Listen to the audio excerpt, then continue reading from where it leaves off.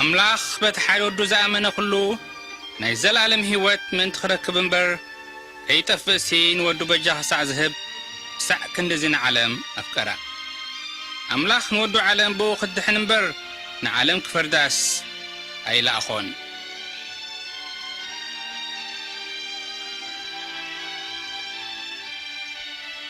أبجزينا قطر ساعة خريستوس ل1 بليون بتصحو الله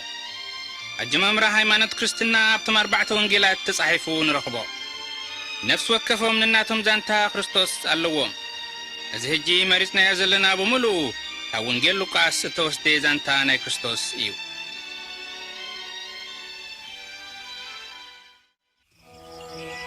وتيوفلوس من تتحكي أتصبيكا الرقاقسكا تفلطو زانتا نايزيا ماكلنا تفتصم زبالة نقرات ترى بلي صحفلكا اللهو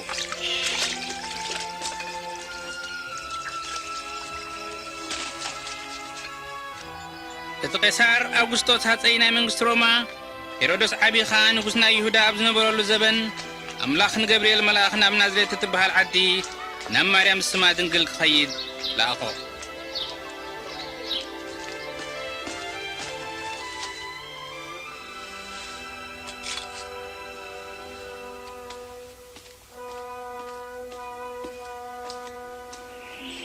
هايت فري مريم أبقدمي أملاك صقارة خبكيخي كتنسي ودون كتولدي سمو دما يسوس كتسميخي أنا دنقلي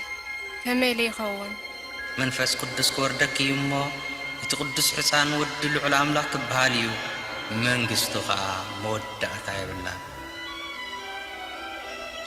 تحرزي مريم نتاب تامرات نفس أرزنا برد زمداخت بتصح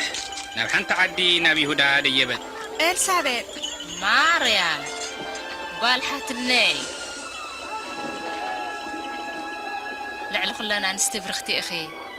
اتتولدي هتسان كابروخيو دهاي ناي سلام تخم سمعه تهتسان أما حتساني بحاقوس تسارع ساري نفسي نقويتا كبتبلو منفسيون بእግዚአብሔር መድኃኒት ሕጎስ ካብ ሕጂ ኩሎም ወለዶታት ብጽእቲ ክብሉኒ እዮም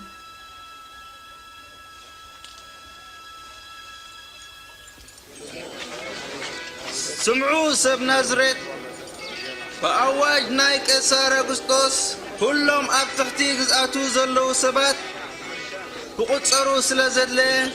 ዜጋታት ናይ ገሊላን ይሁዳን نناب زتولدولو عدتاتن كتماتاتن كيدام كمزقبو نايقدنيو شعو مريم مسيسيف حسياخت مزقب نبت لهم يهودا ديبت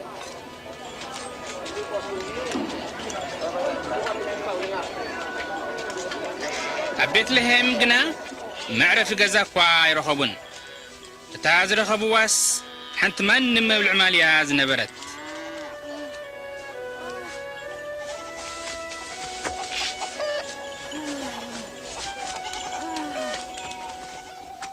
أب كبابي بيتلهم معلوم كحلو أمرو زحادرو قواسوت نبرو بتالي تتيا ملاخ اغزابيهر ترايوم كبر أملاخون أبزرياهم أبرهي لوم يا عبد داويت مدحاني توليد لكم نسخة كريستوس كويتايو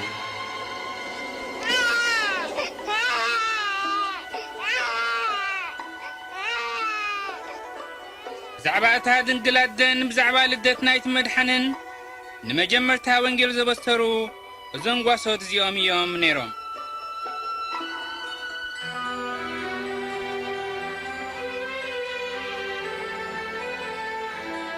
رسمون معلت مقزار تحتسان مسبتحي يسوس يلوم سميوو يسيفن مريم أملاكو فيو نبي يرسالم حزموو ديبو أوا بيت مقدس منز بحال طرح يا واي سبعي نبري ክርስቶስ ክሳዕዝርዮ ሞት ከም ዘይመውት ከዓ መንፈስ ቅዱስ ንሰምዖና ተስፊዎን ገሊጹሉን ነበረ ጎይታ ሕጂ ንበረኻ ከም ቃልካ ብሰላም ካብ ዝዓለም መሰናብቶ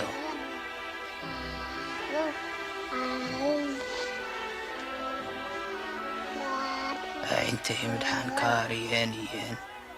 زي حصان زي حري أملاخيو ኣምላኽ ይባረኽኩም።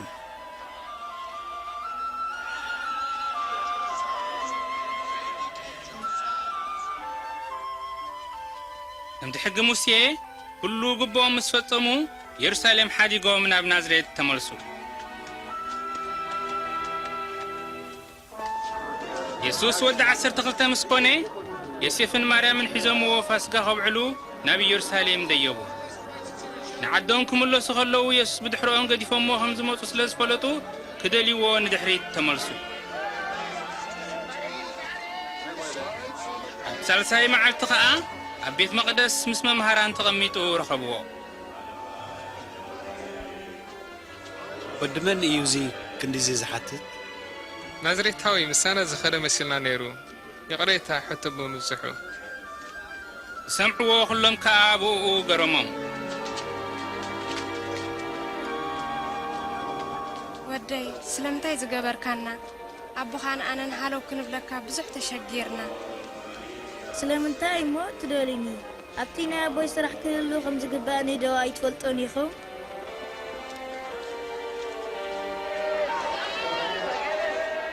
ምስኦም ከዓ ናብ ናዝሬት መጸ። ኣብ ቅድሚ ኣምላኽን ሰብን ከዓ ብጥበብን ብቑመትን ብጸጋን ዓበየ።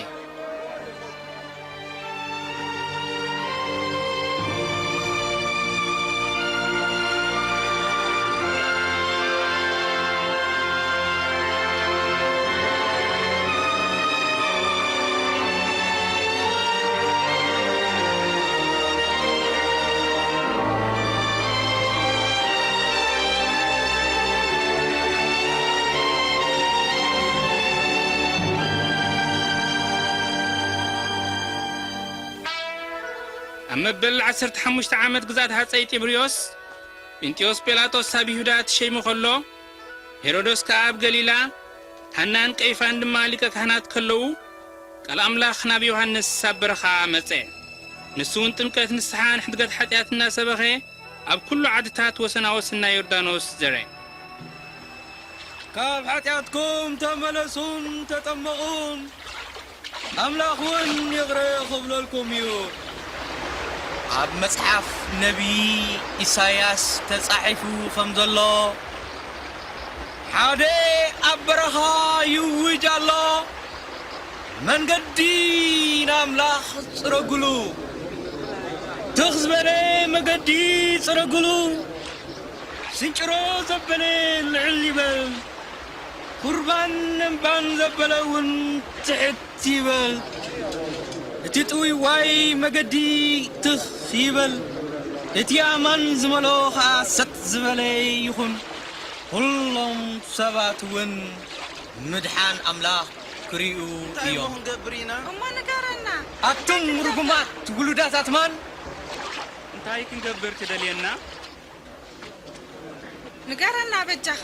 እንታይ ክንገብር? ክልተ ክዳውንቲ ዘለዎ ሰብ ሓንቲ ክዳን ነቲ ዘይብሉ ሰብ ይሃብ፣ ዝብላዕ ዘለዎ እውን የካፍል። መምህር ንሕና ቀረጽቲ ኢና፣ እንታይ ንግበር? ካብ ሕጊ ንላዕሊ ግብሪ ትቀበሉ። ንሕና ኸ እንታይ ክንገብር ኢና? ንሓደ እኳ ኣይትክፍዑን ኣይተዓምፁን፣ ብሓሶት እውን ንሓደ እኳ ኣይትኽሰሱ፣ ደደመወዝኩም ይኣኽለኩም።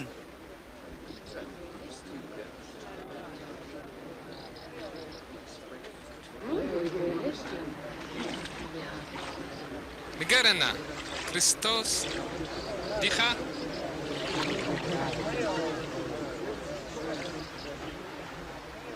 ኣነ ብማይ የጥምቐኩም ኣለኹ፣ ካባይ ኣዝዩ ዝዓቢ ግን ድሕረይ ይመጽእ ኣሎ። ኣነ ስራኽሳን እኳ ክፈትሕ ኣይበቅዕን እየ፣ ንሱ ብመንፈስ ቅዱስን ብሓውን ከጥምቐኩም እዩ። መሲኡ ኣብ ኢዱ ሒዙ ነቲ እኽሊ ኣብ ዓውዲ ኣኺዱ፣ ስርናዩ ኣብ ቆፍኡ ይእክብ።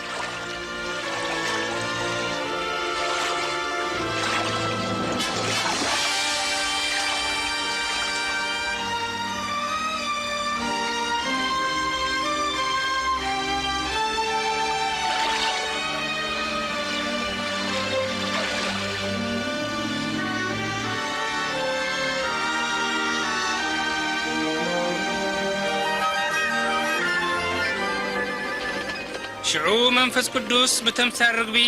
ኣብ ልዕሊ ኢየሱስ ወረደ።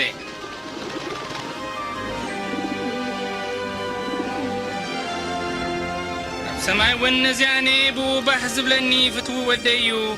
ዝብል ድምፂ መጸ።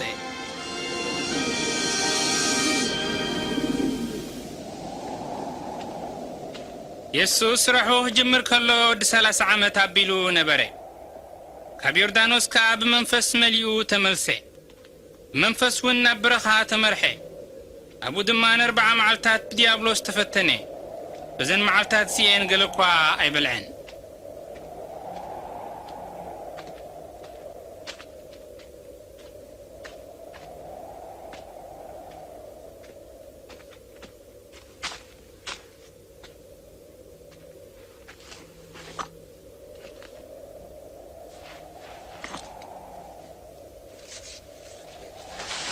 ዲያብሎስ ከምዚ በሎ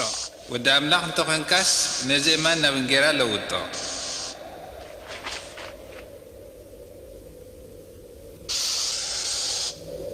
ጽሑፍ እዩ ሰብ ብኩሉ ቃል ኣምላኽ እምበር ምንጌራ ጥራይ ኣይነብርን።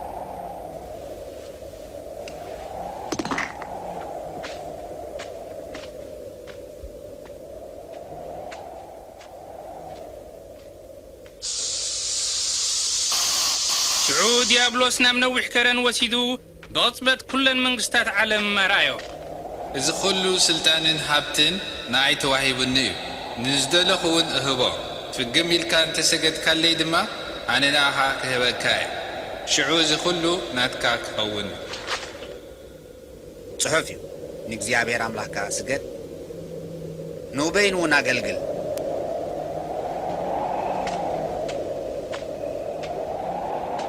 እንደገና ዲያብሎስ ናብ ኢየሩሳሌም ወሲዱ ኣብቲ ዝበረኸ ቦታ ናብ ቤተ መቕደስ ደው ኣበሎ። መላእኽቱ ክሕልውኻን ክከናኸኑኻን ይእዝዝ ጽሑፍ እዩ። ከምኡውን እግርኻ ብእምኒ ኸይትዕንቀፍሲ ብእዳዎም ይድግፉኻ። ጽሑፍ እዩ እሞ ንስኻ ወዲ ኣምላኽ እንተኾንካስ ካብዚ ዘለኻዮ ንታሕቲ ገጽካ ጽደቕ። ጽሑፍካ ይብል እዩ እግዚኣብሔር ኣምላኽካ ኣይትፈታትን።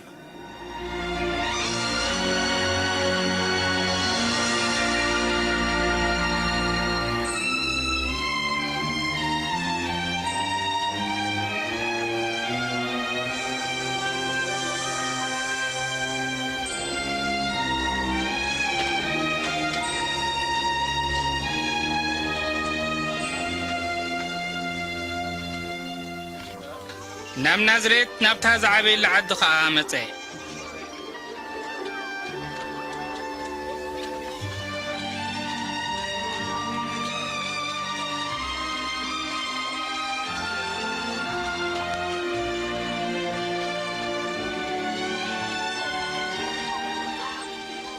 ሰላም ሰላም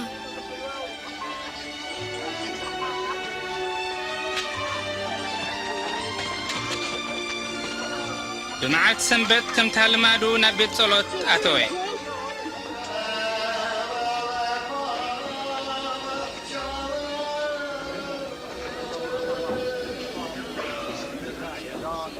كم مصحف نبي إساياس كفلخن ببكاء حبوه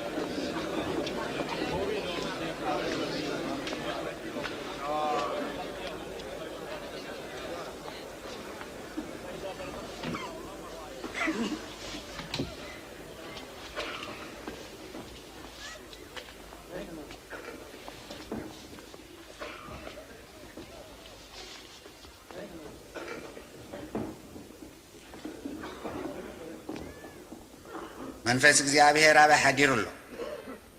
ስለዚህ ንደሃታት ብስራት ከበስሮም ቀቢእንሎ ነቶም ምሩኻት መምላስ ንዕውራት ከኣምራይ ክእውጀሎም ልኢኹንሎ ነቶም ግፉዓት ሓራ ኸውጾም ኣምላኽ ንህዝቡ ዘድሕነሉ ጊዜ ከዓ ከም ዝመጸ ክሰብከሎም ልኢኹንሎ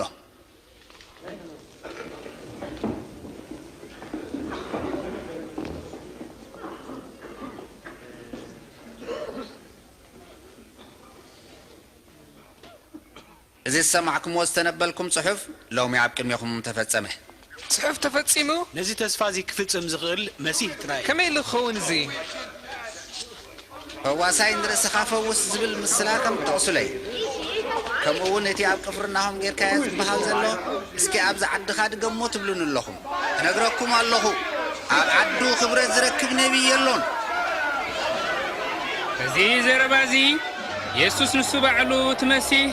ጽቡቕ ኣምላኽ ንህዝቡ ከድሕን እተላእከ ምዃኑ ገለጸሎም ኣይሁድ ግን ኣይተቐበልዎን ሽዑ በቲ ጸድፊ ክድርብይዎ ደለዩ ንሱ ግን ኣብ ማእከሎም ጥሒሱ ሓዲግዎም ከደ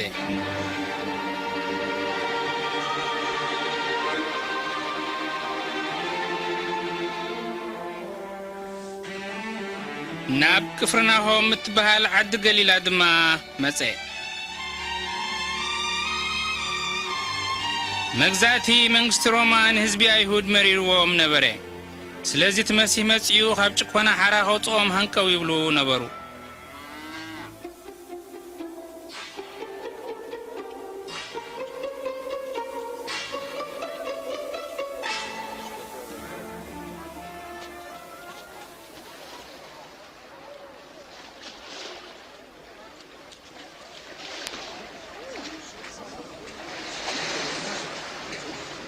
ሰላም ስምዖን ሰላም ጎይታይ ኣብ መርከብካ ድኽዲብ ሕራይ ሓድገና ግዲብ መምህር ማረና ኢየሱስ ተዛረበና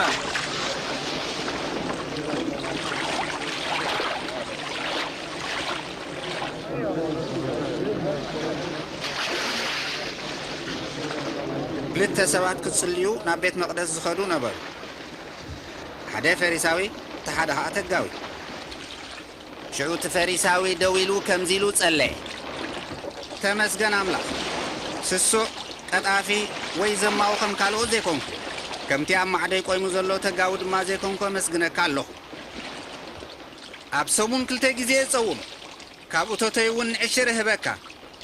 እቲ ተጋዊ ግን ርሑቕ ደው በለ ዓይኑ ንሰማይ ቁልሕ ከብል ኣይደፈረን ኣብ ልቡ እናሃረመ ኸዓ ኣምላኽ ንዓይነ ሓጥእ መሓረኒ በለ ስምዑኒ እቲ ተጋዊ ምስ ኣምላኽ ተዓሪቑ ናብ ቤቱ ተመልሰ እቲ ፈሪሳዊ ኣይኮነን እቲ ንገዛእ ርእሱ ሓፍሓፍ ዘብል ሰብ ይዋረድ እቲ ርእሱ ዘትሕት ግን ክብ ክብል እዩ ነዛ መርከብ ናብ ዓሚቕ ኣብልዋ ዓሳታት ክትሕዙ ድማ መርበብኩም ደርቢ መምህር ሙሉእ ለይቲ ጽዒርና ሓንቲ እኳ ይሓዝና ንስኻ ኸበልካስ ንፍትን ያዕቆብ ዮሐንስ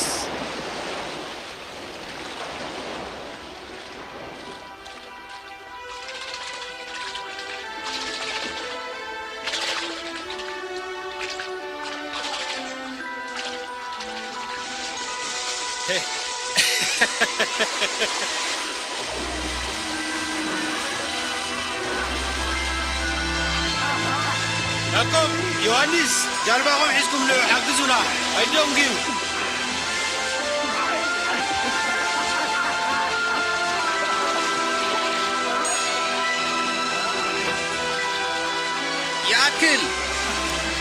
ያክል ይዚ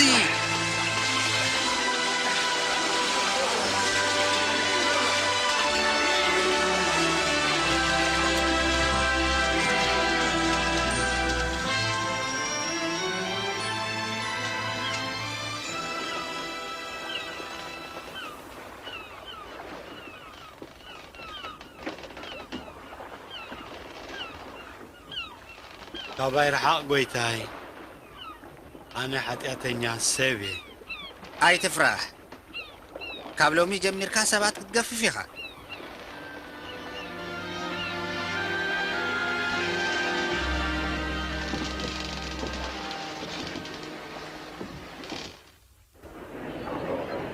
ንዑ ናባይ ንቓላተይ ጽንበሉ ስምዑን እሞ ህይወት ክትረኽቡ ኢኹም ንእግዚአብሔር በቲ ዝርከበሉ ግዜ ድለይዎ ቀረባ ከሎ ጸውዕዎ ረሲእ መንገዱ ዓመፀኛ ኸዓ ሓሳቡ ይሕደግ ናብ እግዚኣብሔር ይመለስ ንሱ ኸዓ ኪምሕሮ እዩ ኣዝዩ ይቕረ ይብል እሞ ናብ ኣምላኽና እውን ይመለስ ብሓጎስ ክትወፁ ብሰላም ከዓ ክስነዩ ኢኹም ماتيو إنها رأيو يسوس بجاها أنت قاليا محار اللي ردأني قويتاي ولا عسرت قلت عمتها كي موتت بجاها نعناي يا إيروس بجاها قالك عارفة اللي من ممهر أيتدكم أي تفرح تراي منك تحوي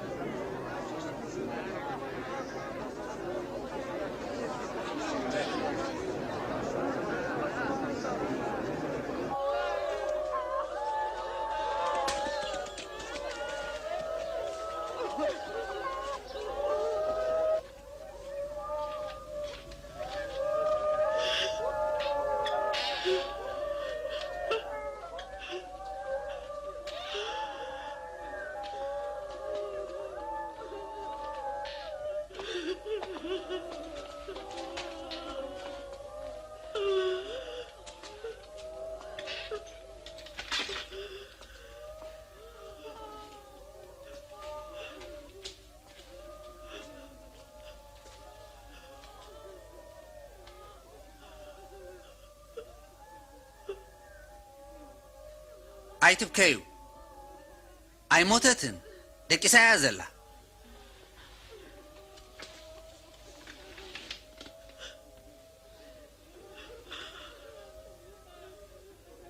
ولي تنسي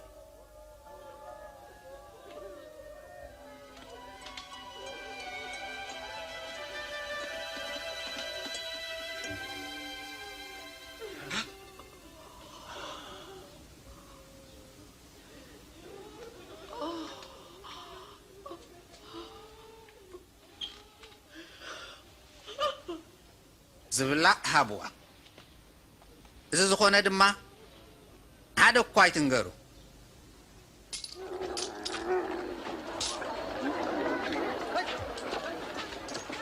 بدحرزي نماتيو زبهال تقاو سبعي كرس قبل أبتقرز غفلو بوتا تقمي تخلو رأيو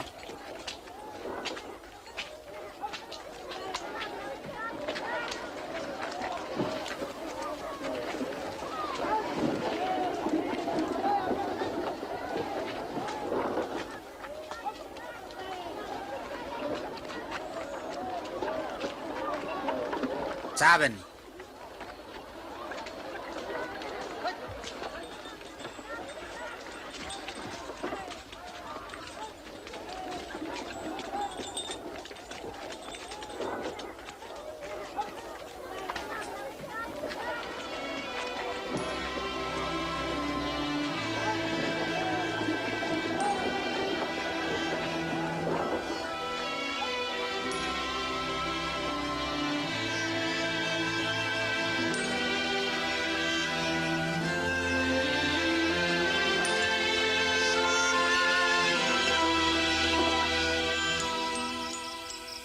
يسوس كتصلي ناب كرن ديبه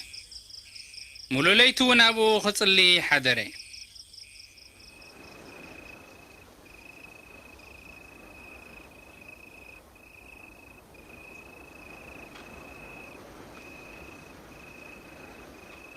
مسوق حيد ما نتم عسر تخلت حواريات يلو زسميهم تصوعهم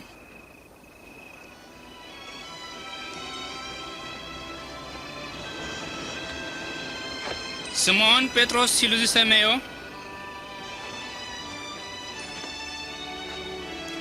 اندرياس حوو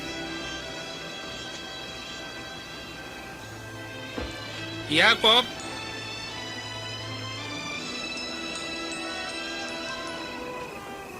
يوحنس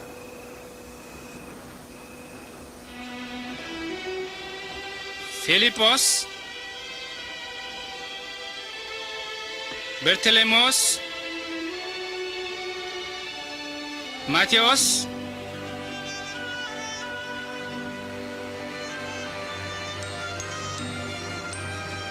توماس يعقوب وديلفيوسن سمون تحلقي بحقرن يهودا حوون يعقوب سمي እቲ ኣሕሊፉ ዝሃቦ ይሁዳ ኣስቆርታዊን ነበሩ።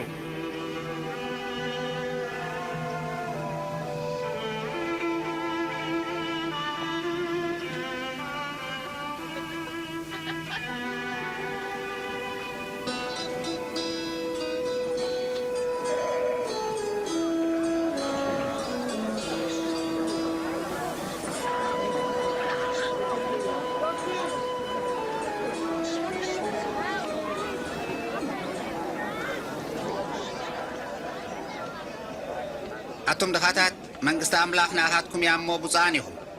أتم حجة تتامي خصاق بيهم مو بصانيهم أتم حجة باغي خصحقيهم مو بصانيهم بمغنيات ود سب بسبات كفات التقصرون تتصلون تقفعون تتصرفون بصانيهم إذا مسوردكم تحقوسون تسراسرون أبي عسبي أب سماي تارني بالكم الله أبوتاتهم نبيات لك كمزي قفي عمومهم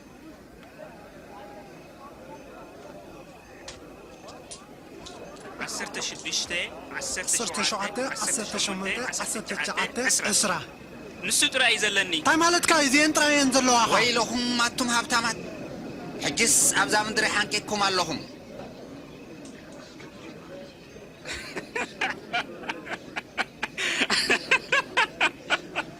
هبتام كخونا يدليني سألو المخوانا اللوو ويلهم حجي تسحقوا كتحزنون كتباخينكم كل سبت صبوا أنت تزارب لكم ويلهم أبوتاتهم النبيات حسدكم ويقبروا منيرهم ناخدكم تسمعون جنب لكم اللهو صلاتهم أفكروا نتوم تصلوهم تصبوا قبر لهم نتوم زرقمهم مرقوهم نتوم تصرفهم كعاد صليلهم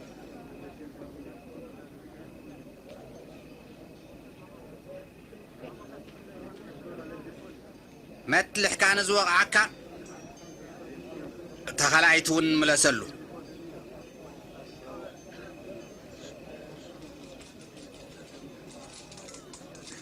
كدان كان زو سدي قمشكاون اي تخلعيو نزل منكا زبله هب ገንዘብካ ካብ ዝወሰደውን መሊስካ ኣይትድለ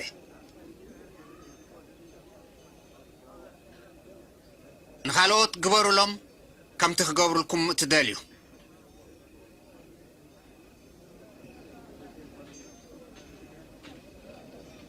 ንዝፈትኹም ጥራይ እንተፈተኹም ከመልኩም በረኸት ትቕበሉ ሓጣን እውን ዝፈትዎም ይፈትዉ እዮም ጽቡቕ ንዝገበርልኩም ጽቡቕ እንተገበርኩም ከመልኩም በረኸት ትቕበሉ ሓጣን እውን ከምኡ ይገብሩ እዮም ከመይ ኢሉ ትንክፋ ከመይ ኢሉ ይዛረባ ቅጭ ዘምጽእ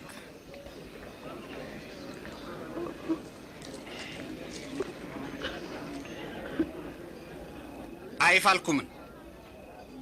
ጸላእትኩም ፍተው ጽቡቕ ግበሩሎም ክመልሱልና ከይበልኩም ኣለቅሑ ሽዑ ዓስብኹም ብዙሕ ይኸውን ደቂ ትልዑል ኣምላኽ ድማ ክትኮኑ ኢኹም ንሱ ንዘየመስግኑን ሕሱማትን ሕያዋ እዩ መሓርቲ ይኹኑ ከምቲ ኣቦኹም መሓሪ ዝኾነ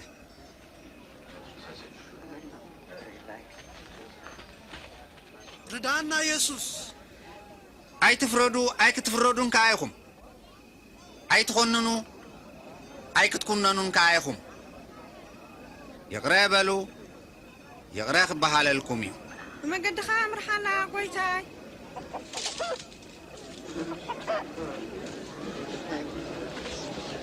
ሃቡ ክወሃበኩም እዩ በቲ ንኻልኦት ትሰፍርሉ ክስፈረልኩም እዩ ዕውር ንዕውር ክመርሖ ኣይክእልን እዩ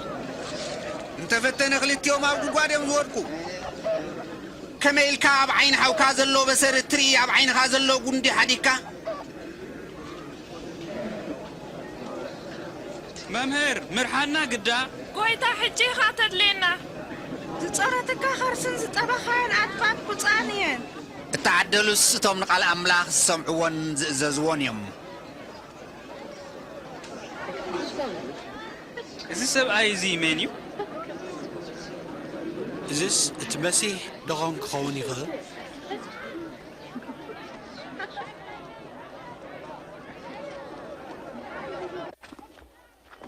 زي فريساوي يسوس نمسح عدمو يسوس ونا بيت خيدو خمسح حمادي تقمت ايه القسو أتم قلعو كيدو سامعكم دو كيدن دو تكلمكو أي سمعون يوم تاي تقبر زياد تاي فليت ايه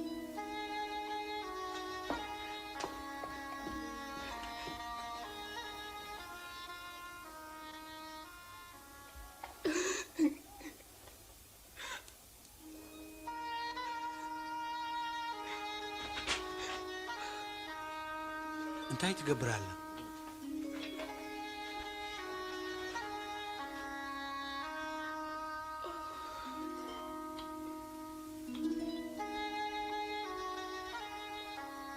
إذا السبعي زي بحكي نبي نيرون تزخون سي ذات تنكفوز الله سبيتي من مخانان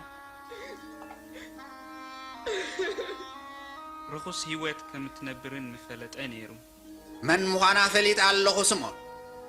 هذا نجر كنجر كاسم عني جنزب استلق حقل التسابات نبرو هذا حمش تمي تغرشي هذا خمسة عدوم قافلو سلزي كالو وتملك حين خلت يوم محرم أينا يمي زيادة زفكرو أنس تبوزح استحاد قول له مبالكو كنوع فردك نزا سبيت زي أسترياد اللوها نبيتك أتوهو نجري كوا ما يحب كنن نساقنا قريب نبعتها تلقيا بتصغرا درزت نسخاب مسعى ما يتقبل كنن نساقن كسا حجة أقاري تسعي مالا نسخا رأسي بزيت عيلة خانن نساقن بمعوز جنا أقاري كبعد مبارس معني اتزرايتو عبي فقري زو حاتيات كم تحاد قلا مسكري تحيدوت تحاد قلو حيدوت يزافكر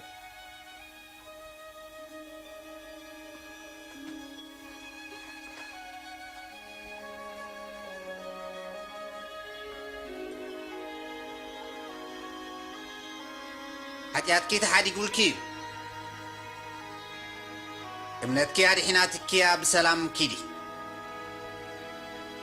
أنا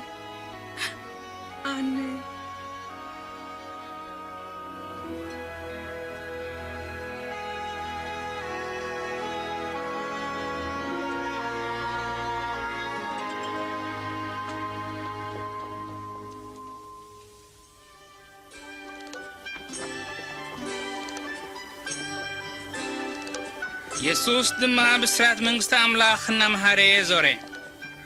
دم عصرتو كلته دك مزامرتو دما مسؤو نبرو هبقان انتي حمامن فوسن أنستي مريم مقدلاويت يوحنا سبيت كوزا محضر بيت نقوس هيرودوس دوسانان مسؤو نبرا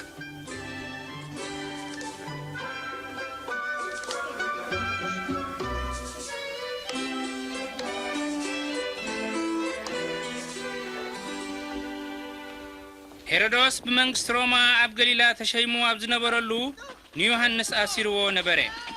إذا سبيت حوخا اختمرعوخ الكليوس لزبولو نبري هيتا شعوط غناي مسكربنا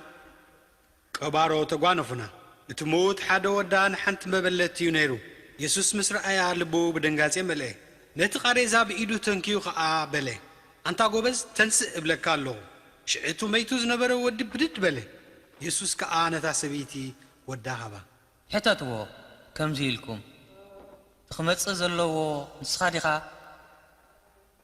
ويس كالك كنصبينا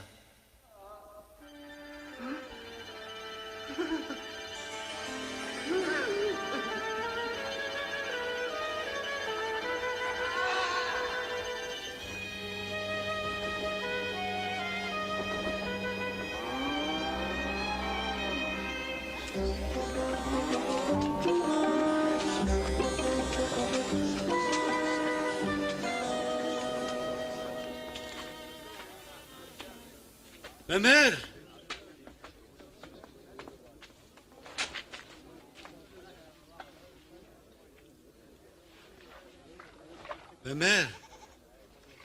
يوحنس متمقن حتى كان بخالي يخنا اتي كمص زلو نسخاديخا ويس نخالق كنصبينا ኪዱን ዮሃንስ ዝረኣኽሞን ሰማዕክሞን ንገርዎ ዕውራት ይርእዩ ሓንካት ይኸዱ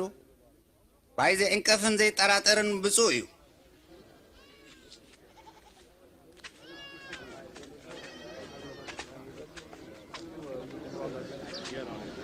ኣፍግዳብለኒ ተሓንገርበል ይረአይካ ደሎ ንሃለ የሱስ እነሆ ዘራኢ ዘርኡ ክዘርእ ወፈረ ገሊኡ ዘርኢ ኣብ ጥቓ መንገዲ ወዲቑ ተረግፀ ኣብ ሰማይ እውን በልዐኦ ገሊኡ ኸ ኣብ ከውሒ ወደቐ ምስ በቖለ ድማ ጠሊ ስለ ዘይነበሮ ነቐፀ ገሊኡ እውን ኣብ ማእከል እሾኽ ወደቐ እቲ እሾኽ ምስኡ ዓበየ እሞ ሓነቆ ገሊኡ ግን ኣብ ጽቡቕ መሬት ወደቐ እቲ እኽሊ ዓበየን ፈረየን 100 ግዜ በርከተ መምህር ስለምንታይ ኻ ህዝቢ ምስ ተኣከበ ብምስላ እትምህር ምፍላጥ ምስጢር መንግስቲ ኣምላኽ ንኣኻትኩም ተዋሂቡሎ ንኻልኦት ግን ብምስላታት ጥራይ እዩ ዝንገሮም ስለዚ ኸ ይርእዩ እሞ ኣያስተብህሉን ይሰምዑ ግን ኣያስተውዕሉን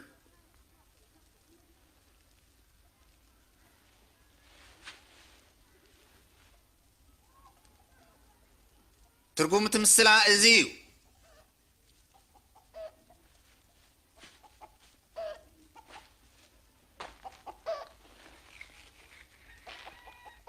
እቲ ዘርኢ ቃል ኣምላኽ እዩ ኣብ መንገዲ ዝወደቐ ዘርኢ ምስላ ናይቶም ዝሰምዑ እዩ ግና ኸ ምእንቲ ከይኣምኑን ከይድሕኑን ሰይጣን መጺኡ ነቲ ቃል ካብ ልቦም ይወስዶ እቲ ኣብ ከውሒ ዝወደቐ ዘርኢ ኸዓ ተምሳል ናይቶም ንቓል ኣምላኽ ሰሚዖም ብሓጎስ ዝቕበልዎ እዩ ንግዚኡ ይኣምኑ ሱር ግን የብሎምን ግዜ ፈተና ምስ መፀ ኸዓ ይጠልሙ እቲ ኣብ እሾኽ ዝወደቐ ዘርኢ ተምሳል ናይቶም ንቓል ኣምላኽ ዝሰምዕዎ ግን ብሓልዮትን ሃብትን ጣዕሚ ንብረት ዝዓለምን ዝሕነቑ እዩ ኣብ ፍረ እውን ከቶ ኣይበፅሑን እቲ ኣብ ጽቡቕ መሬት ዝወደቐ ዘርኢ ምስላ ናይቶም ንቓል ኣምላኽ ሰሚዖም ኣብ ቅኑዕን ሰናይን ልቢ ዝዓቕርዎ እዩ ኣብ ፍረ ክሳዕ ዝበፅሑ ድማ ይዕገሱ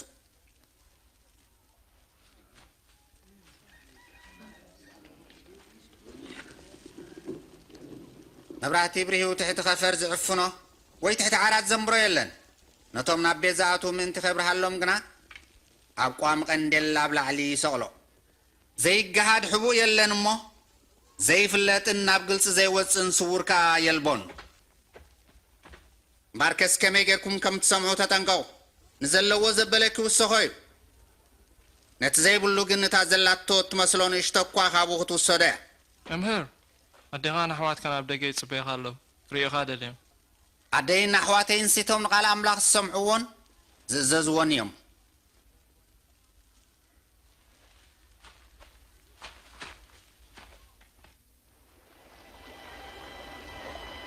ሓንቲ መዓልቲ ኢየሱስ ምስ ደቀ መዛሙርቱ ናብ ጃልባ ኣትዩ ንዑናይ ናብቲ ማዕዶ ባሕሪ ንሳገር በሎም ብጃልባ እናኸዱ ከለዉ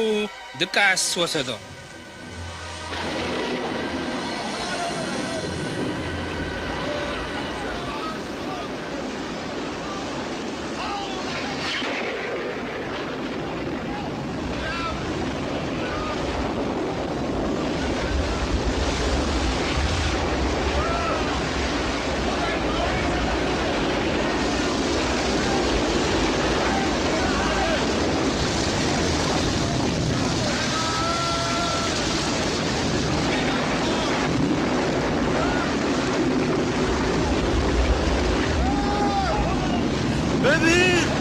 መምህር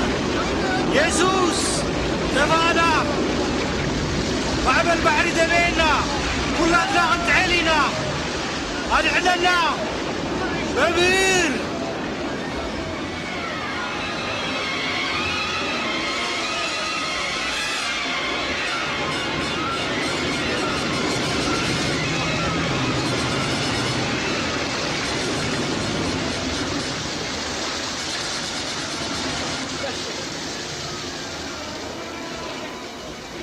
أجي تفنينا كنا عينينا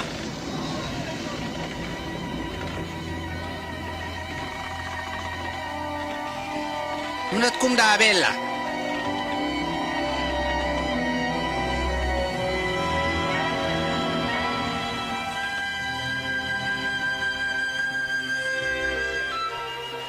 ብጀልባ ከዓ ናብ ጌርጌሴኖን ናብ ማዕዶ ባሕሪ ገሊላ ተሳገሩ።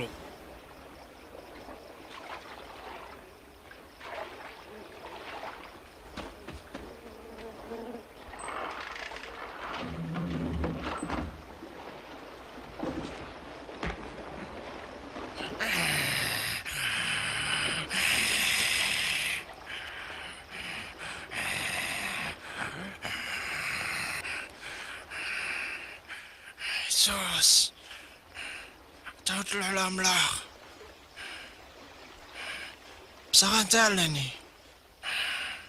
ከይትሳቕየኒ ልምነካ ኣለኹ መን ይስምካ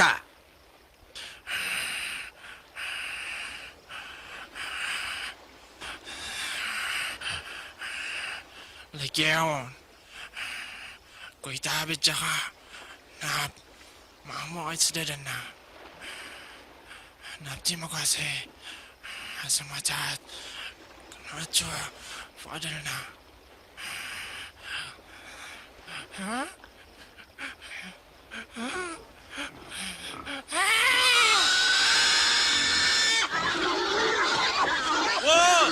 ተመለሳ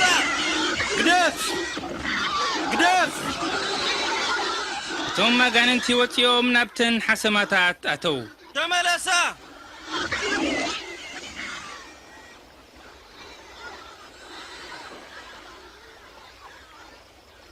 كيد كاب السفرة رح أقلنا أنت تنقالي حرقنا كابز السفرة زكيد لنا رح أقلنا كيد كاب سفرنا ኣነ ናብ ትኸዶ ክስዕበካየ ምሳኻ ክኸይድ ሕደገኒ ናብ ቤትካ ተመለስ ኣምላኽ ዝገበረልካ እውን ንገር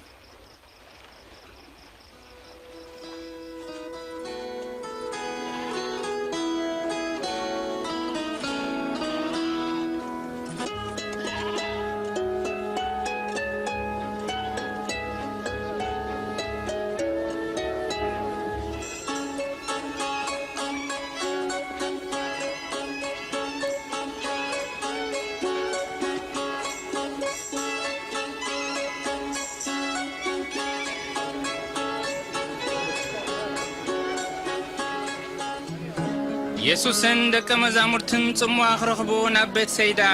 ግልል በሉ። እቶም ህዝቢ ግን ፈሊጦም ሰዓብዎም።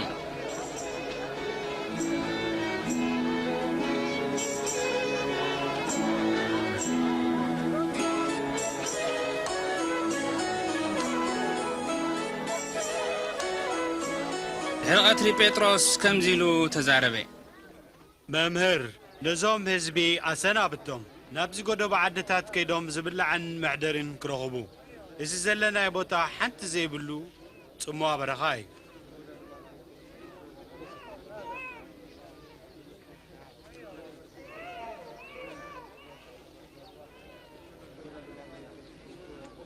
ንስኻትኩም ባዕልኻትኩም ዝብላዕ ሃብዎ እንሄለን ዘለና 5 ቅጫን 2 ዓሳን ጥራይ እዩ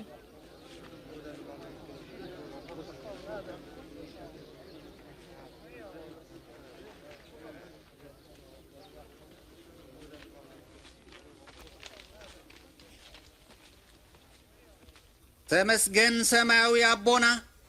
ንጉሥ ሰማይን ምድርን ካብ መሬትን ጌራ ትህበና ንስኻ ኢኻ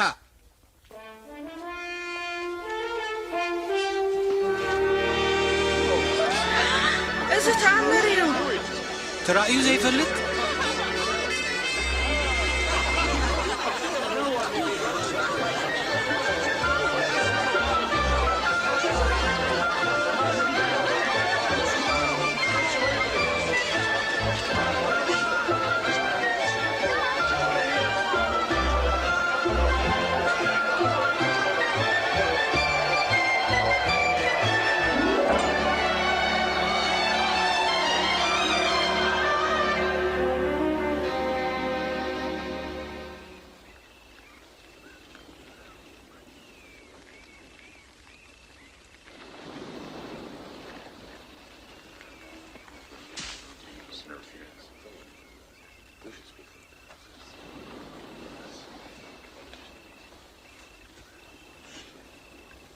ሰባት መን ይብሉኒ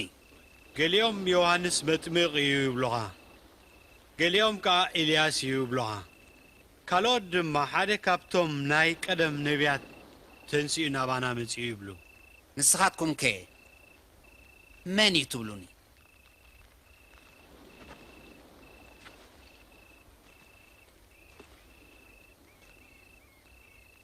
መሲያ ኣምላኽ ኢኻ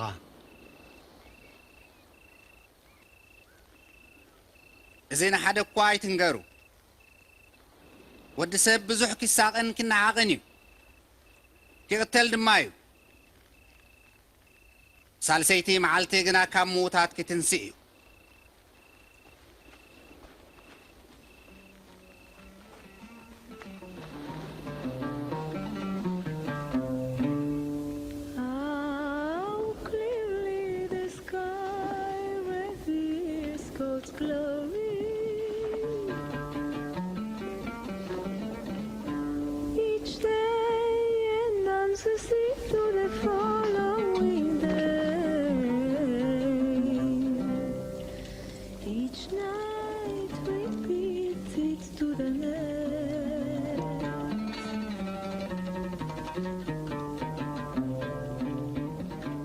ካባኻትኩም ዝስዕበኒ ደሎ መምህር ኣነ ክስዕበካ እያ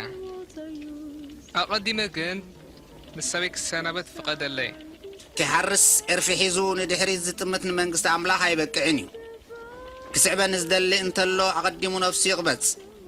መዓልቲ መዓልቲ ኸዓ መስቀሉ የልዕል እሞ ይስዓበኒ ንህይወቱ ኸድሕና ዝደሊ ብርግጽ ከጥፋ እዩ እቲ ንህይወቱ ምንታይ ኢሉ ዘሕልፋ ግን ከድሕና እዩ ሰብከ ኩل ዓለም ረቢሑ ነፍሱ እንታትፈስ እንታይ እዩ ረብሑ እቲ በኣይን ብትምህርተይን ዝሓፍር ሰብ ወዲ ሰብ ብግርሙኡን ብግርማ ኣቦኡን ብግርማ መላእኽቱን ምስ መጽ በቲ ሰብቲ ክሓፍር እዩ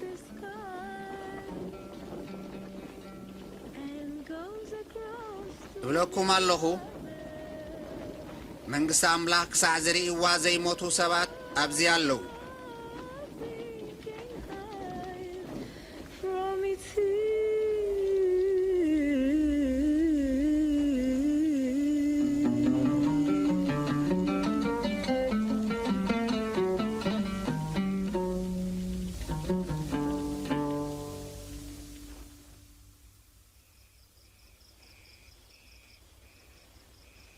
بدحرز يسوس يوحنسن يعقوبن بطرسن حيزو كصلي ناب كرن ديبه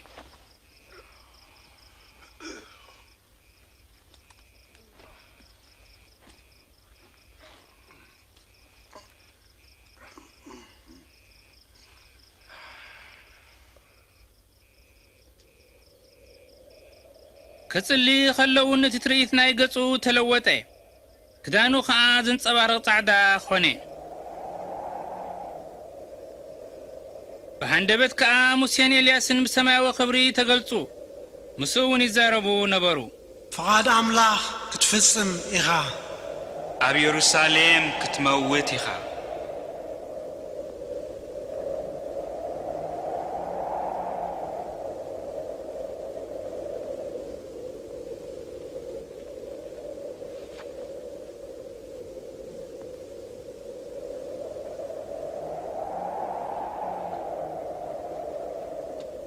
كنقولو خلو بطرس نيسوس تزاربو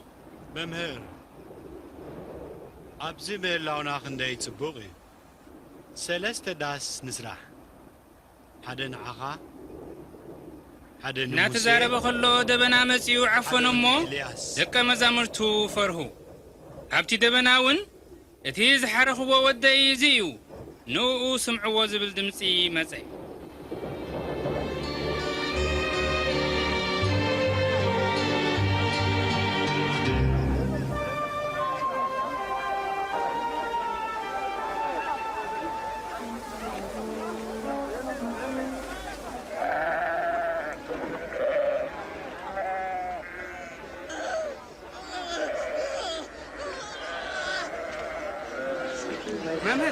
ممهر دنك سلين ودي رايو بجهار دايو هذا وديو ደቂ መዛሙርትኻ ከሕዊለ ይለሚነዮ ግና ኸ ኣይተሃሎም ኣታ ዘይእሙን ቄናን ወለዶ ክሳዕ መዓስከ ምሳኻትኩም ክነብርን ክዕገሰኩምን እየ ንወድኻ ናብዚ ኣምጻዮ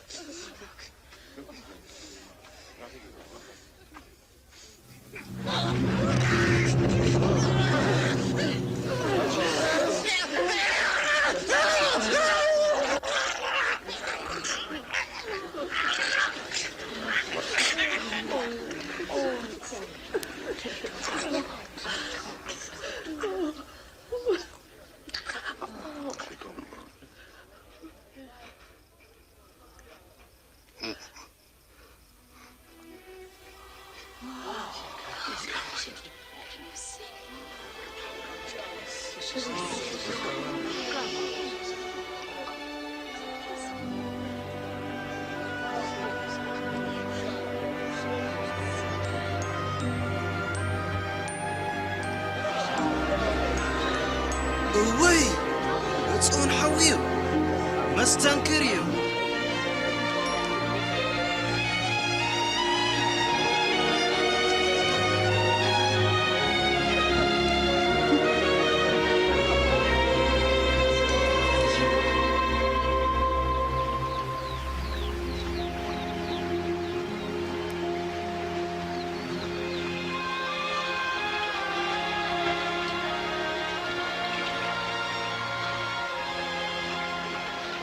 ንጽላይ መሃረና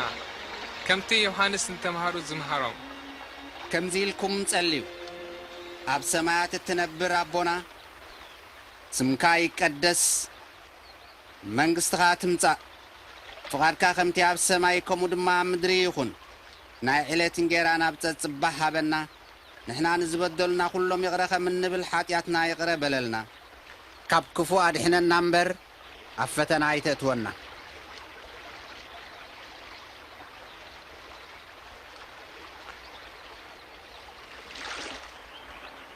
ለምኑ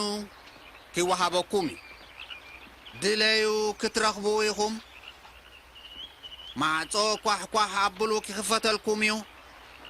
ዝለመነ ዘበለ ይቕበል ዝደለየ ዘበለ ይረክብ ማዕጾ ኳሕኳሕ ንዘበለ ኩሉ እውን ይኽፈተሉ እዩ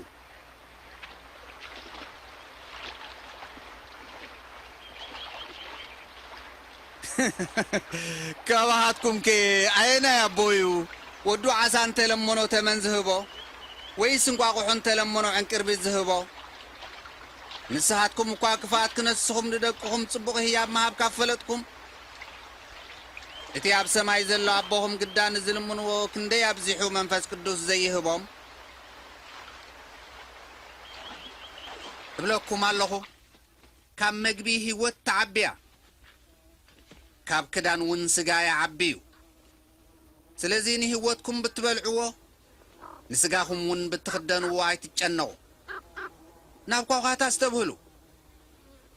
ኣይዘርኡን ኣይዓጽዱን ማዕከን ወይ ቆፎ የብሎምን ኣምላኽ እዩ ዝቕልቦም ካብ ኣዕዋፍሲ ንስኻትኩም ግዳ ክንደይ ኣዚኹም ዘይትበልጹ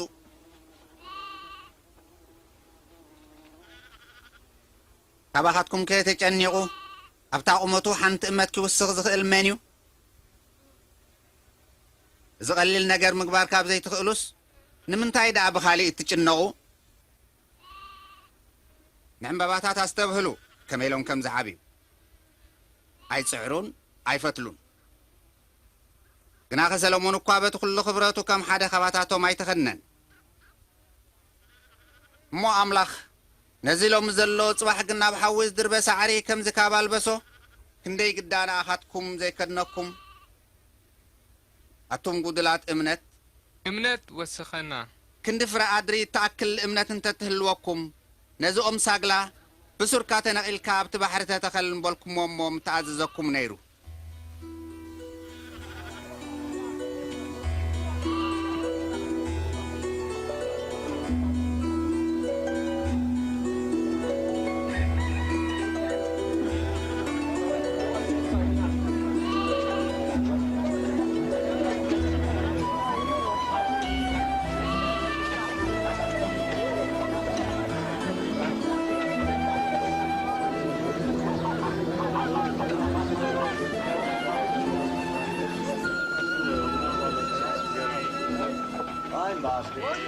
ናብ ሓጢኣት ዘውድቕ ፈተና ክመጽእ እዩ እቲ ብሰሩ ፈተና ዝመጽእ ግን ወይሉ ንሓደ ካብዞም ንኣሽቱ ዘስሕት እሞ ዘሕጥእ መጥሓን እምኒ ኣብ ክሳዱ ተኣሲርዎ ናብ ባሕሪ ተደርቢዩ ክትሕል ይሕሾ መንግስቲ ኣምላኽ ብምንታይ ትምሰል ከምዚ ትመስል ሰብ ወሲዱ ኣብ ግራቱ ዘርአ ፍረ ኣድርያ በቖለት ዓበየት ገረቡን ኮነት ኣዕዋፍ ድማ ኣብ ጨናፍራ እንደን ሰርሓ ኣይተረዳእኒ እንታይ ማለት እዩ ስለምንታይ ኢኻ ምስ ቀረፅትን ምስ ፍንፍናትን እትበልዕ ዘለኻ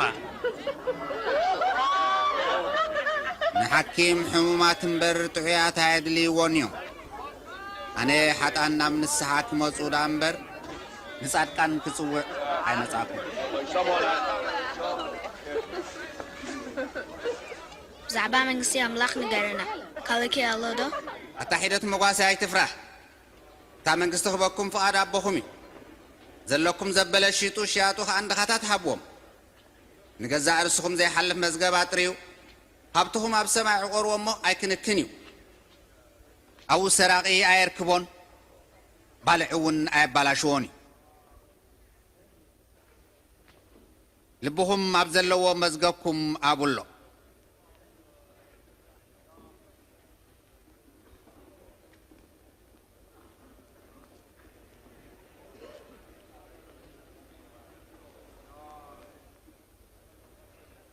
أنت سبيتي تما حيرك اللخي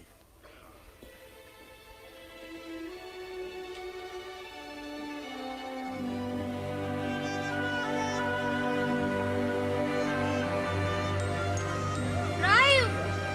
حويا تامرات شوزي رايو حويا نعو رايو تمسجن أملاح عصرت شمنت عامت تمحيري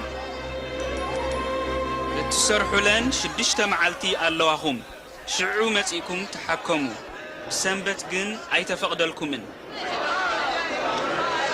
أتاقبوز نفس وكفكم بعراي ويسعد قوفتيحون أبربا وسيدو ديكونن بسنبت مايزستيو موخي زاقوال أبراهام عصر شمنت عامت سيطان زأسراس بمعلت سنبت دوك تفتح يقبانيو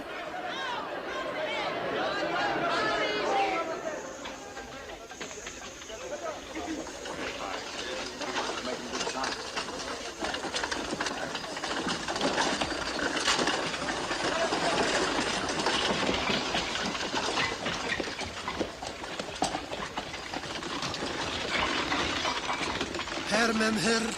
عايز العالم هوت كورس انتاي يكبر سلمتاي هير تبلني زيك أملاك حد كوا هير يلبون نتن تزادات فلتنيها أي تزمو أي تقتل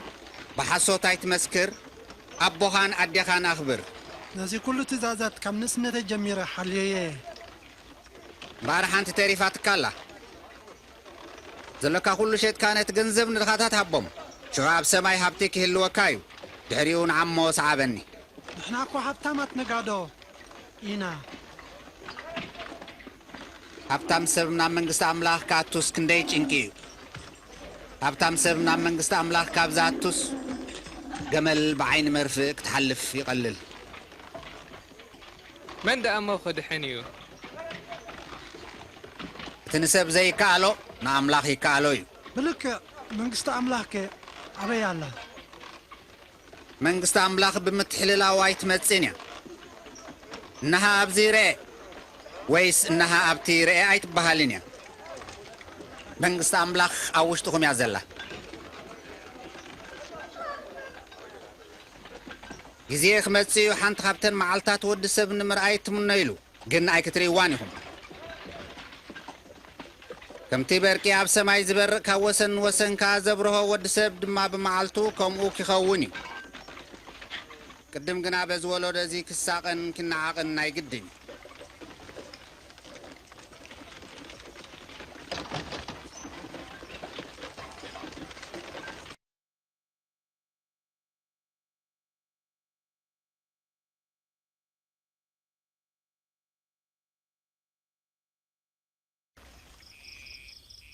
ካብ ሕጊ ሓንቲ ነቑጣ ካብ ትወድቕሲ ሰማይን ምድርን ክሓልፉ ይቐልል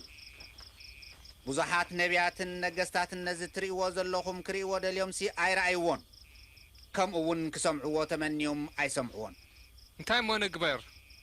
ጽሑፋት እንታይ ይብሉ ከመይ ከ ትትርጉሞም ንእግዚአብሔር ኣምላኽካ ብምሉእ ልብኻ ብኩሉ ነፍስኻ ብኩሉ ሓይልኻ ብኩሉ ሓሳብካ ፍቅሮ ንብጻይካ ድማ ከም ነፍስኻ ፍቅሮ ጽቡቕ መለሽካ ከምኡ ግበር እሞ ብህይወት ክትነብር ኢኻ መን ይብጻይከ እዞም ወታደራት ኣይምሰልኪ ቄሳርከ ሓደ ሰብኣይ ካብ ኢየሩሳሌም ናብ ያሪኮ ክወርድ ከሎ ከተርቲ ኸተርዎ ገፊፎም ቀጥቂጦም ዳርጋ ሙት ገይሮም ከዓ ሓደግዎ ኮነ ድማ ሓደ ቀሺ በታ መንገዲ እቲኣ ክወርድ ከሎ ረኣዮ እሞ መንገዱ ቀይሩ ተኣልዩ ሓለፈ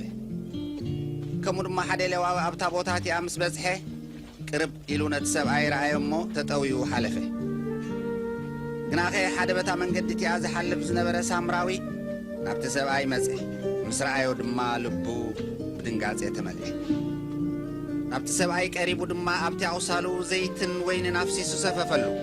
ድሕሪኡ ኣብ ኣድጉ ወጢሑ ናብ ማሕደር ኣጋይሽ ወሲዱ ኣለዮ ንጽባሒቱ ነቲ ዋና ማሕደር ኣጋይሽ ገንዘብ ከፊሉ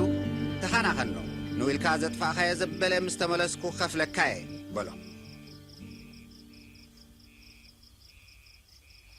ካብዞም ሰለስተስ ነቲ ኣብ ኢድ ከተርቲ ዝወደቐ ሰብኣይ ብጻይ ዝኾኑ ኣየናዮም እዩ እቲ ምሕረት ዝገበረሉ እምበር ንስኻትኩም እውን ከምኡ ግበሩ መንግስቲ ኣምላኽ ንኸምዚኦም ዝበሉ እያ እሞ ቆልዑ ናባይ ይምፁ ሕደግዎም ኣይትኸልክልዎም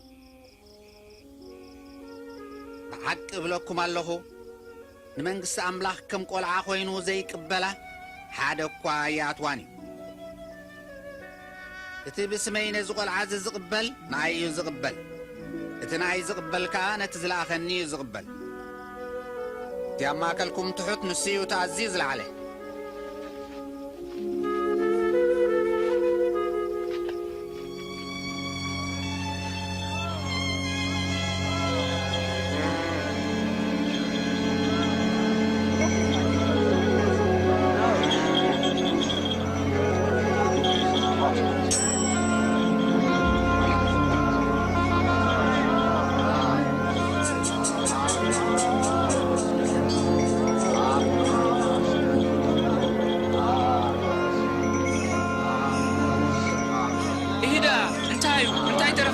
ኢየሱስ በዓል ናዝሬት ይሓልፍ ኣሎ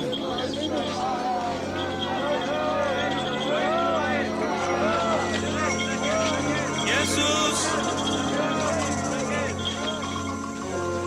ኢየሱስ ኢየሱስ ወዲ ዳዊት መሓረኒ እንዶ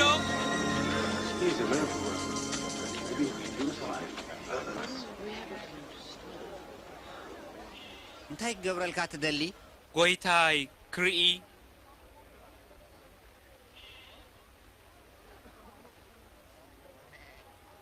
ረአበል እምነትካ ኣሕወየትካ ኣዒንተይ ተኸፊተን እርኢ ኣለኹ እርኢ ኣለኹ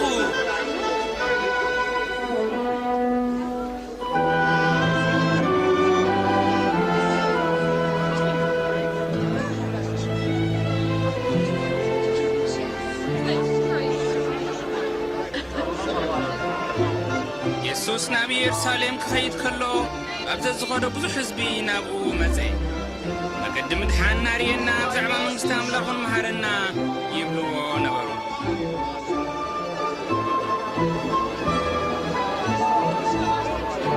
እዚ ሰብኣይ እዚ ብሓቂ ነቢይ ጎይታይ መምህር ኣድሕነኒ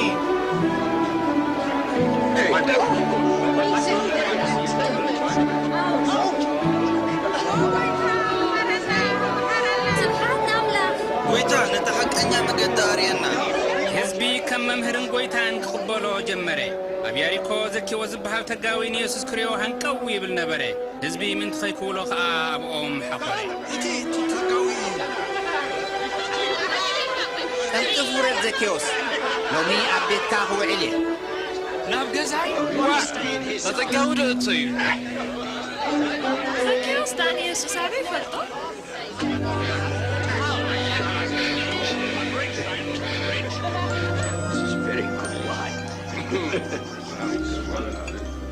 yes, it is. Yes, excellent. سمعوني برقي ጥሪተይ ንድኻታት እህብ ንዝዓመፅክዎ ዘበለ ኩሉ ድማ 4 ዕፅፊ ገይረ ክመልሰሉ እየ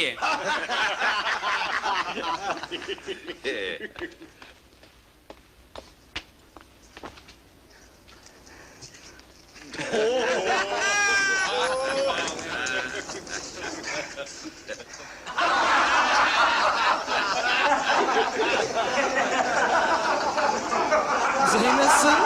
تقاس يا إذا عمص قبرك مالس زي كون نجاري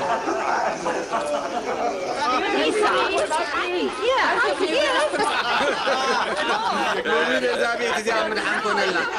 نسا ود أبراهام سلزهم كان ود سب نطفات كده اللي نكر حنين يزمسه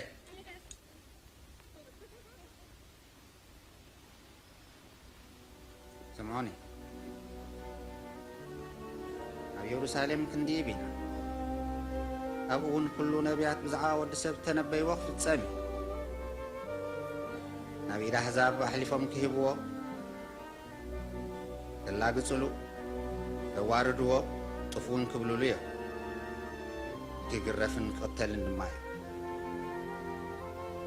أنا خيبة عسل سيتي محالتي بتنسيه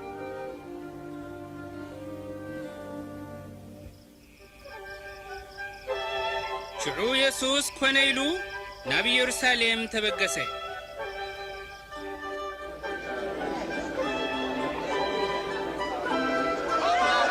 ኢየሱስ በእጅ ኃጢአት ኩሉ ሰብ ከም ዝቐተል እኳ ፈሊጡ እንተነበረ ገና ናብ ኢየሩሳሌም መገዱ ቐጸለ እቶም ህዝቢ ብምምፅኡ ተሓጐሱ እሞ ንሱ ንጉስና እዩ ኢሎም ኣወጁ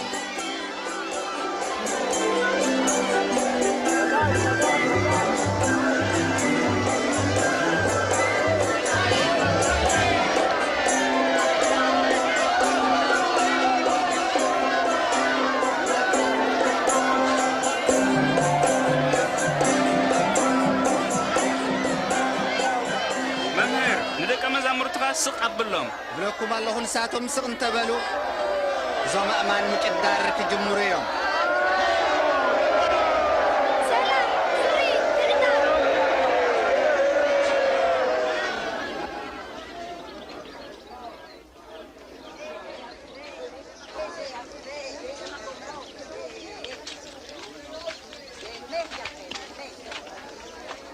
ኢየሱስ መገዲ ቐጺሉ ናብ ኢየሩሳሌም ቀረበ ምስ ረኣያ ድማ ስልያ በኸየ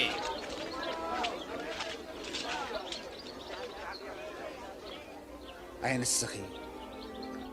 እዛ መዓልትኺ መንገዲ ሰላምኪ እንተትፈልጢ ሕጂ ግና ተሰዊሩ ኩሎ መዓልትታት ክመጻየን ጸላእትኺ ቀጽሪ ሰሪሖም ዘኽብቡኺ በዝን በትን ናጺብቦም ከዓ ኣብ ማእከል ዚ ቐጽሪ እዚ ክድምስሱኺ እዮም ዘመን ምሕረትኪ ሰኣን ምፍላጥኪ ናኺ ምስ ደቅኺ ክጭፍልቑኺ እምኒ ኣብ ልዕሊ እምኒ ኣይክሓድጉልክን እዮም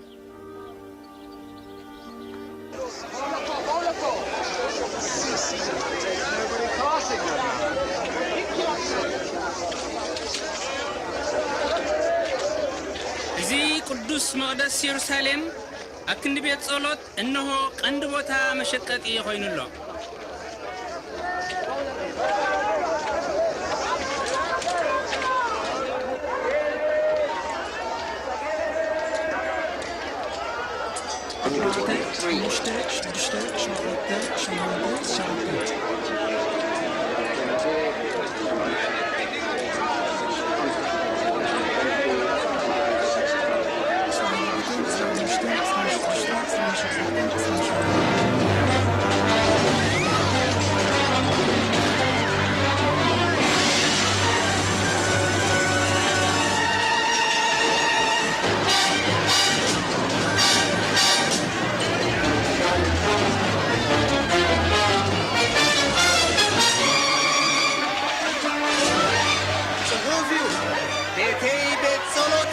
ንስኻትኩም ግና በዓቲ ሰረቕቲ ገበርኩምዋ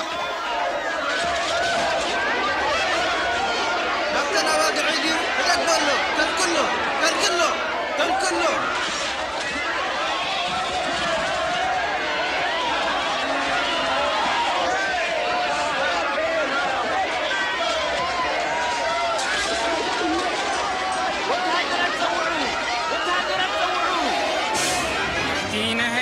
ናይ ፖለቲካን ግን እቶም ህዝቢ ኢየሱስ ንጉስ እዩ ስለ ዝበሉ መመሊሶም አንጻር ኢየሱስ ተላዕሉ ብዙሓት ድሮ ከም ንጉስ ተቐቢሎሞ ከም ዘለዎ ተረዲየ ኣለኹ ንጉስ ዓርክ ለመንቲ ኣመናዝር ሰረቕቲ ሲኣየ ንጉስ ክንደይ ዘይረኣና ከምዝናቱ ይለዓሉ ይወድቁ ይርስዑ ከዓ ኣእምሮኻ ኣይትድፈን ሰዓብቲ ወትሩ ይበዝሑ ኣለዉ ህዝቢ እውን ይፈትዎ ኣሎ ንጉስ ከዓ እዮም ዝብልዎ እምበርከስ ተጠንቀቑ ብሰሪ እዚ ሰብኣይ እዚ ሰላም እንተተሳእነ ወይ ለኹም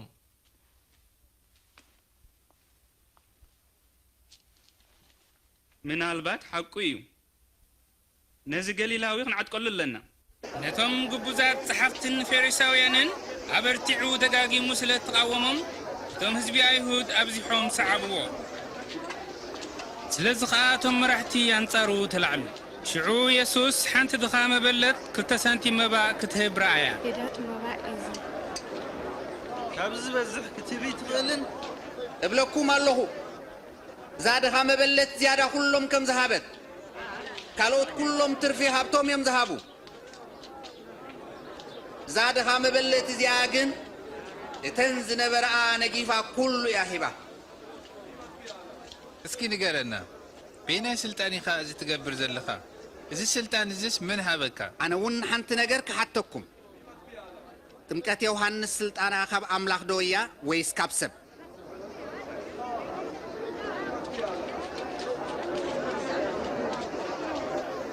እንታይ ሞ ንበሎ ካብ ሰማይ እንተበልናዮ ከመይ ዳ ዘይኣመንኩምዎ ክብለና እዩ ካብ ሰብ እያ እንተበልናዮ ህዝቢ ብእምነ ክጥፋአና እዩ ዮሃንስ ነቢ ከም ዝነበረ ኣሚኖም እዮም ካበይ ምዃና ኣይንፈልጥን ኢና ኣነ እውን በየናይ ስልጣን ከም ዝገብሮ ኣይነገረኩምን እየ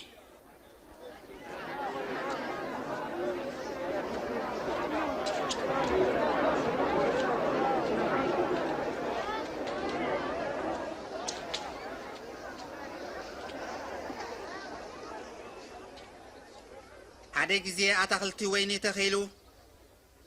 ንዓይቲ ኣካሪዎም ንነዊሕ ጊዜ ዝገሸ ሰብኣይ ነበረ ጊዜ ምእካብ ወይኒ ምስ በጽሐ ግዲኡ ከምጽእሉ ሓደ ባርያ ለኣኸሎም እቶም ዓይቲ ግን ነቲ ባርያ ቀጥቂጦም ብዘይፍረ ባዶ ኢዱ ሰደድዎ መሊሱ ኸዓ ካሊእ ባሪኡ ለኣኸ እቶም ዓይቲ ግን ኣነ እውን ቀጥቂጦም ኣዋሪዶም ባዶ ኢዱ መለስዎ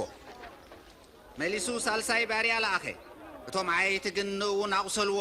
ናብ ወፃኻ ደርበይዎ ሽዑት ዋና ኣታኽልቲ ወይኒ ከም ዝበለ እንታይ ዳ ክገብር እየ ነቲ ዘፍቅሮ ሓደ ወደይ ክሰዶ እየ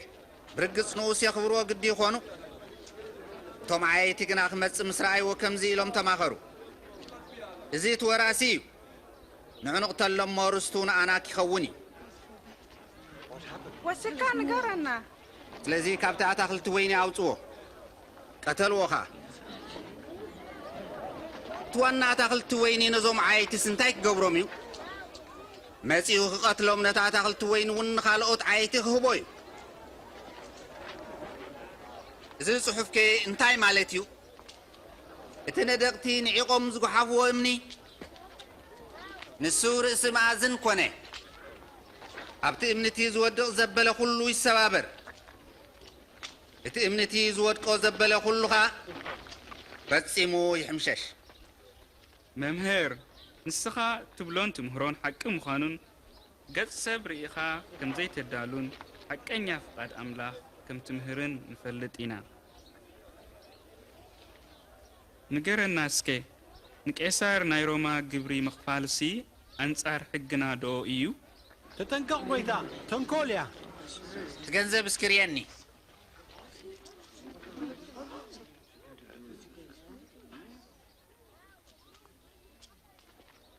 ናይ መን ምስልን ስምን እዩ እዚ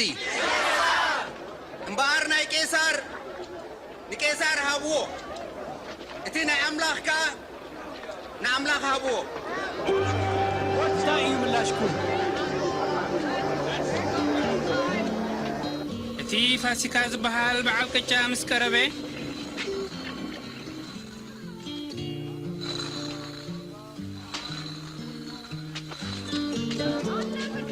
ኢየሱስ ንሰምዖን ጴጥሮስን ዮሐንስን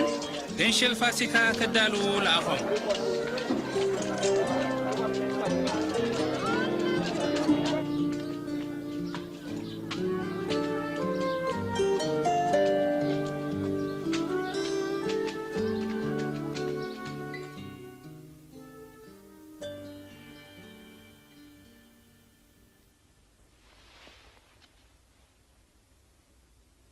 ቅድሚ ስቃየ ምሳኻትኩም ገንሸል ፋሲካ ክበልዕ ብዙሕ ሓረሪረ ኣለኹ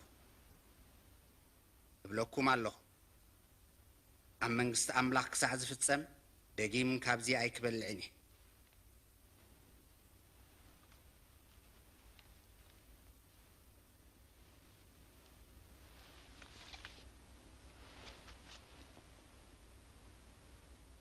ተመስገን ጎይታ ኣምላኽና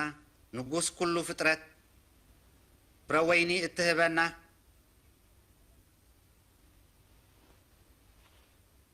እዚ ውሰዱ ንሓድሕድኩም ከዓ ተኻፈልዎ መንግስቲ ኣምላኽ ክሳዕ እትመጽእ ካብዚ ወይኒ ከም ዘይሰቲ እብለኩም ኣለኹ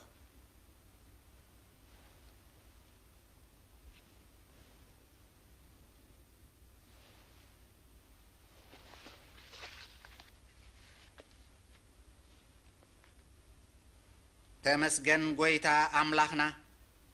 ንጉስ ኩሉ ፍጥረት ንስኻ ካብዛ ምድሪ እንጌራ ትህበና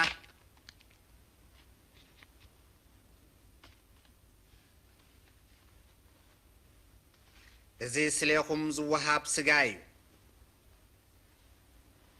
እዚ ንመዘከርታይ ግበርዎ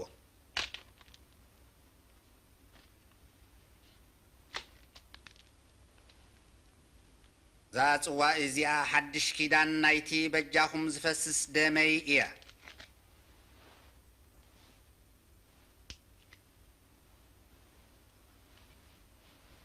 ግናኸ ኢድ ናይቲ ዘትሕዘኒ ምሳይ ኣብ መኣዲ እንሃ ወዲ ሰብሲ ከም መደብ ኣምላኽ ክመውት እዩ እቲ ንኣይ ኣሕሊፉ ዝህበኒ ሰብኣይ ግና ወይሉ ዘይከኣል እዩ መን ከ እዩ ዝኽዕድ ጎይታ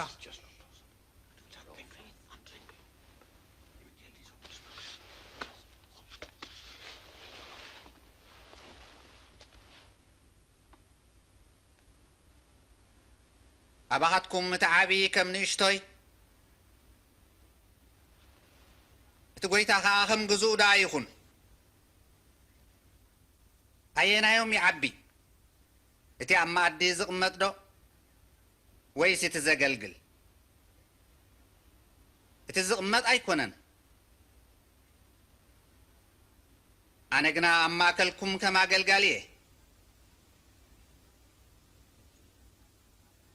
ንስኻትኩም ኣብ ፈተናይ ምሳይ ዝጸናዕኩም ኢኹም ከምቲ ኣቦይ ንኣይ ዝመደበለይ ኣነ እውን ንኣኻትኩም መንግስቲ መደብኩልኩም ኣብታ መንግስተይ ኣብ መኣደይ ክትበልዑን ኣብ ዙፋናት ተቐሚጥኩም ን12 ነገድ እስራኤል ክትፈርዱን ኢኹም በኣር ከሓዲ የልቦን ስምዖን ስምዖን ስምዓኒ ሰይጣን ክፍትነኩምን ፋሕ ከብለኩምን ተመነየ ኣነ ግን እምነትካ ከይትጠፍእ ምእንታኻ ጸለኹ ንስኻ ድማ ተጣዒስካ ናባይ ምስ ተመለስካ ከምኡ ንኹሎም ኣሕዋትካ ኣጸናንዓዮም ኢኻ ጎይታ ኣነ ንማእሰርቲ ይኹን ንሞት ክስዕበካ ድልው እየ ጴጥሮስ ደርሆ ክሳዕ ዝንቁ 3 ግዜ ከም እትኽሕደኒ እነግረካ ኣለኹ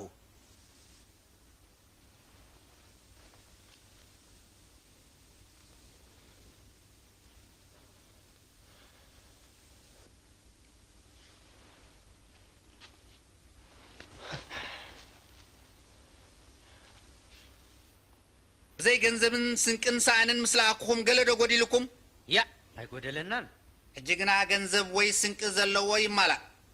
اتسيفي زي بلو دما خدانو شيطو يعدد إتي مس عمس تقصري زبل أقدمه بزعباي تنقر صحف تنبت كله إنه حجي في السمالو إنه كلتا سيف قويتا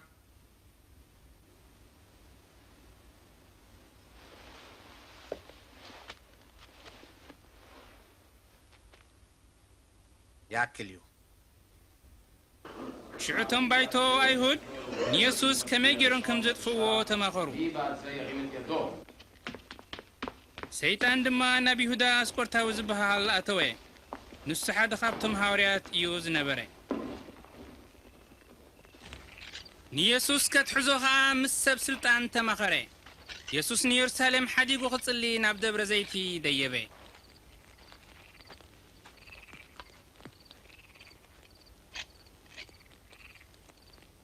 أفتنا خيت أتوس صليو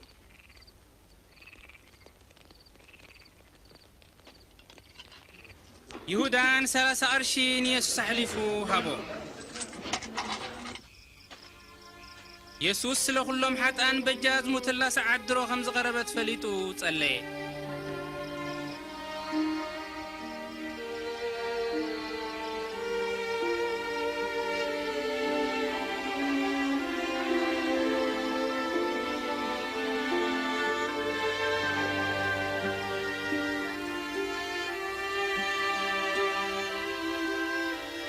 أبو فؤاد كان تخوينوس نزاز وازيا كابا يحلف كنا فؤاد كامبر فؤاد يسي أيوة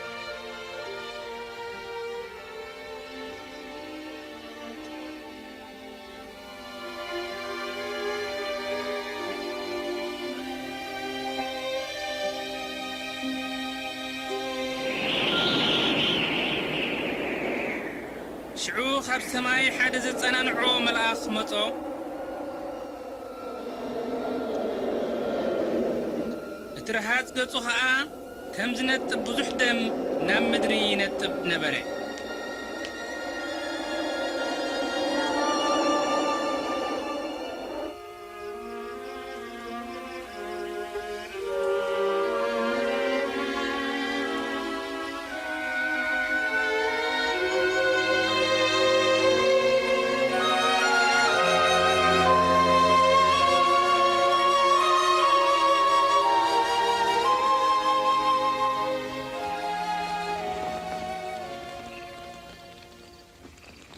لم تايت تقصو تنسو نفتنا عم انت خيت أتوس صليو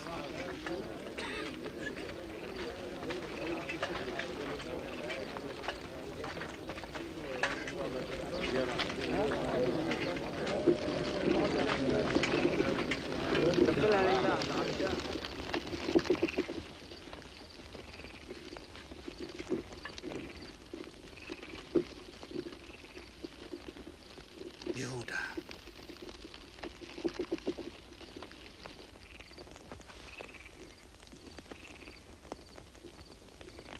ود سبدو بمسعام تتحزو اللوها قويتا سيف دون وقعه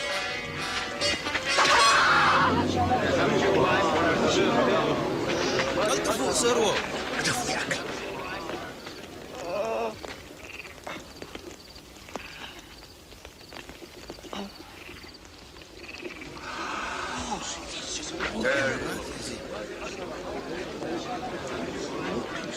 قبنني عادية بباترن بسيافن التمسوني وترو مساحاتكم ما بيت صلوت نيري إدكم وسع بالكم لي جينا تسلما زنك سلا ناتاتكم ساعات يا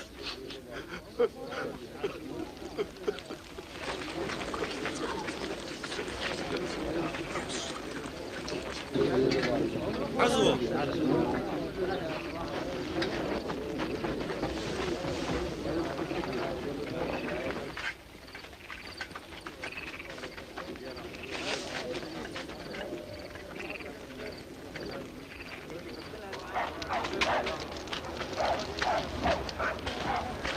تتنقبكم حلوه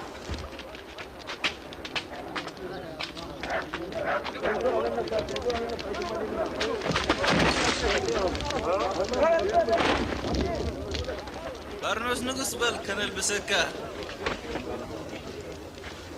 እስከ ትንቢት ተነብየልና ግርማዊ ከተትሕነና ዲኻ ከተትሕነና ኢኻ እዚ ሰብኣይ እውን ምስ የሱስ ነይሩ ኣንቲ ሰበይቲ ኣነ ኣይፈልጦን እወ ብሓሳብ እዩ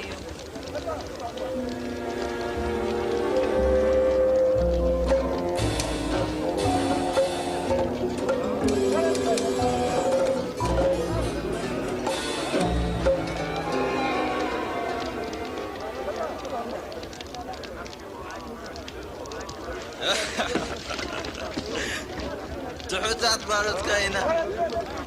ናብ ልዕሊኻ ዘለኹ ጥምሲ ከመይ ይስማዓካ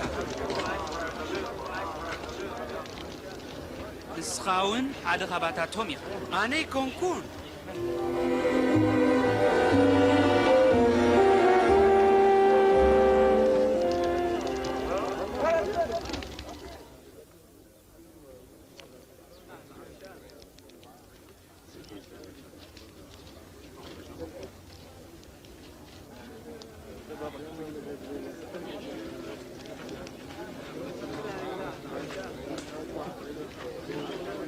زي ጥርጥር እዚ ሰብኣይ ምስ የሱስ ነይሩ እዩ ብርግጽ ከዓ ገሊላዊ እዩ ኣግስ ደኣ ብዛዕባ እንታይ ኢኻ ትዛረብ ዘለኻ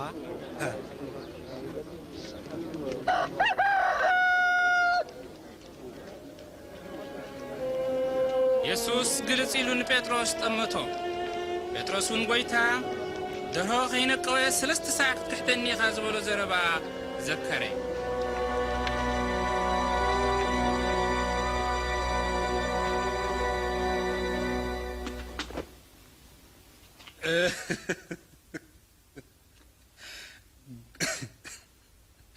ጐይታ በጃኻ ተገለጽ ኣምላኽ ኢኻ እሞ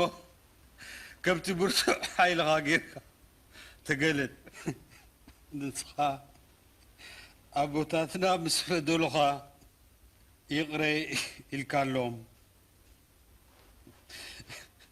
ንስኻ ተቖጢዕካዮም ነርካ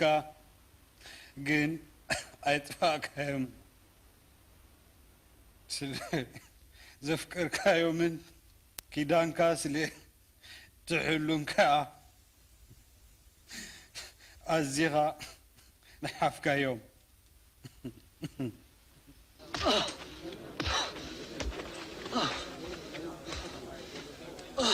ሃራሚኻ መን እዩ እስከ ተነበየ ድሓር ዝሃርመካኸ መን እዩ ግደፎ ብለኩም ኣለኹ ኣባይቶ ኣቕርቦ ኪድ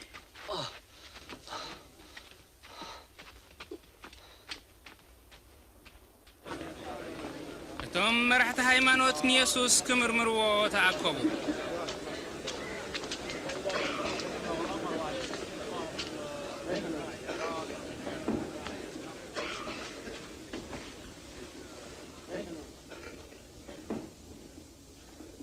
እስኪ ንገረና ንስኻ እቲ መሲሕ ዲኻ እንተ ነገርክኹም ኣይተኣምኑንን ኢኹም እንተ ሓተትክኹም ድማ ኣይትምልሹለይን ኢኹም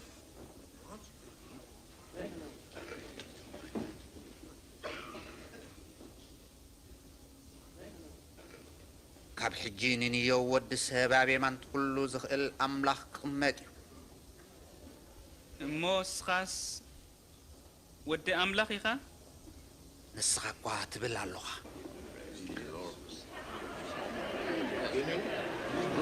ከምዚ ኢሉ ክዛረብ እንታይ ስልጣን ኣለዎ በደለኛ እዩ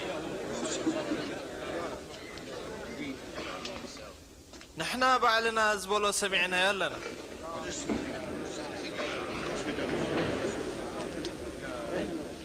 ናብ ጲላጦስ ንውሰዶ ወወ ኒዮ ዳበሎ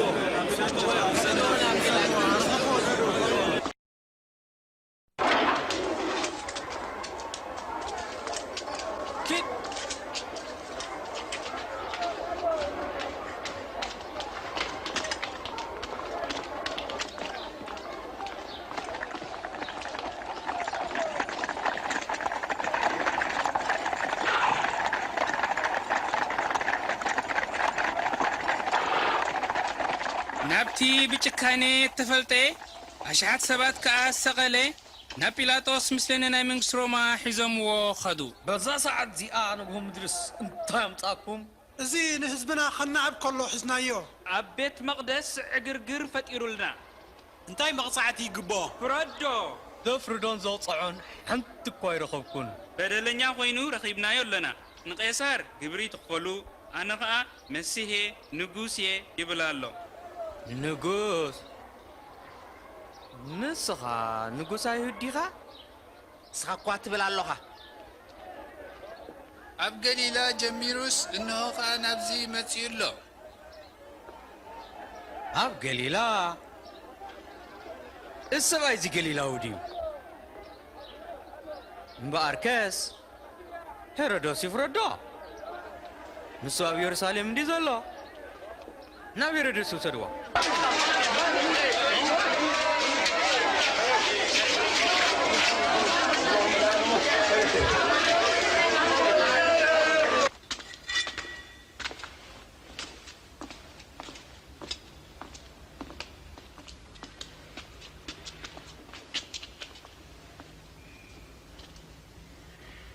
من እየ ኢኻ ትብል ዘለኻ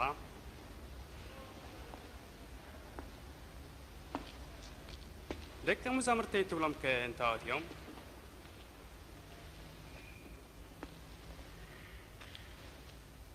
ታምራት ከዓ ትገብር ኢኻ ሰሚዐ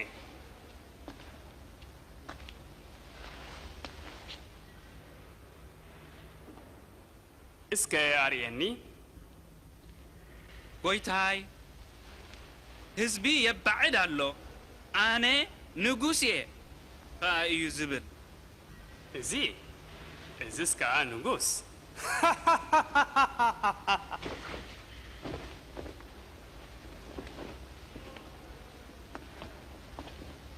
ግርማዊ ኣጸቢቅኩም ክረፍዎ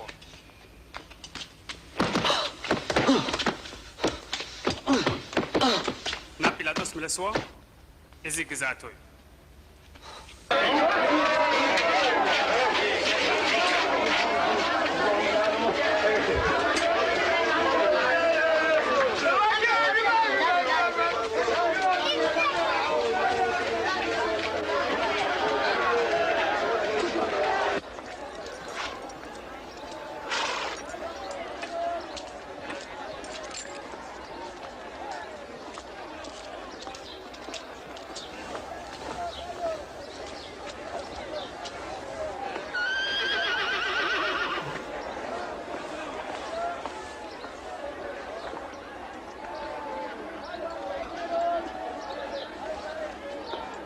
እዚ ሰብኣይ እዚ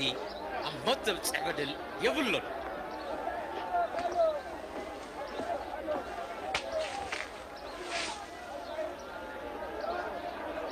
እምበኣር ገሪፈ ነፃ ክሰዶ እየ እዚ በዓል ፋሲጋ ሓደ እሱር ክትፈትሓልና ልማድ ኣሎና ንበርባን ፍትሓልና እወ እዚ ግን የበሎ እወ ንበርባን ዳ ፍትሓልና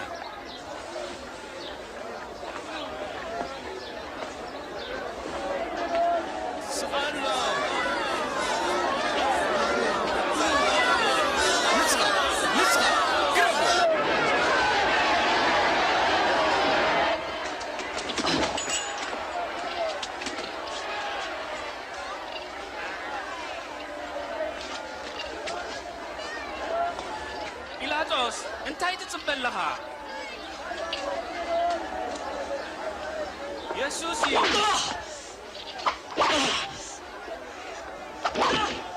ስለምንታይ ተሳዒ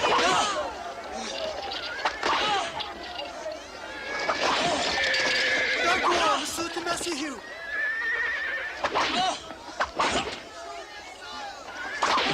ሓንቲ በደለን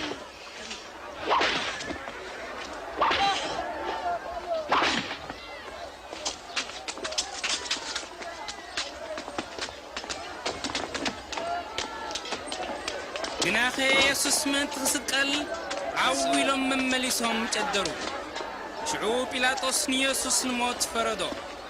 ንባርባን ግና ከም ድልየቶም ፈትሓሎም بربان كا بمنعبن بمقتالن تأثير زنبري سبايو نيسوس كا من تخسقلو نبيدو محلفو هابو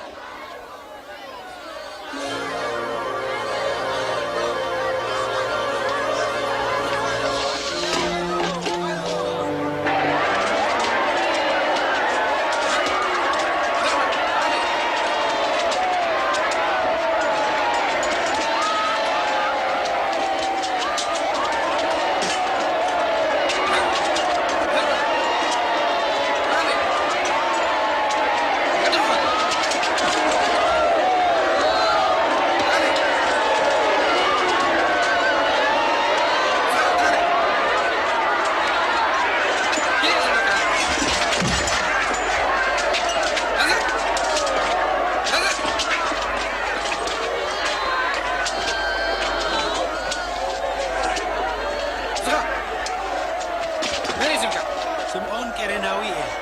الحلف نابزي لا تقبل قرصة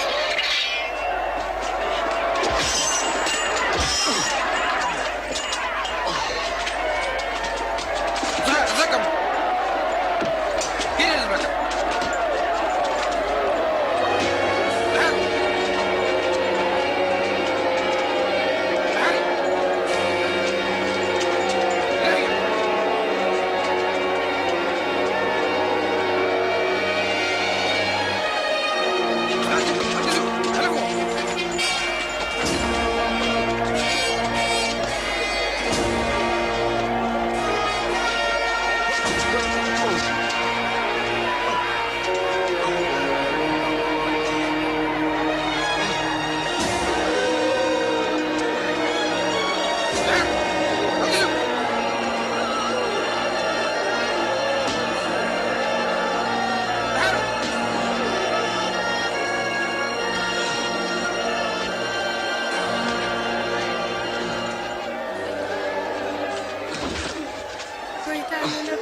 لنا كابز ستي تاغويتاي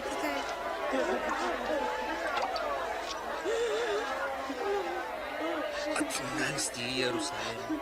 سلي ايتكيا نرأسخن ندكخن دابخيا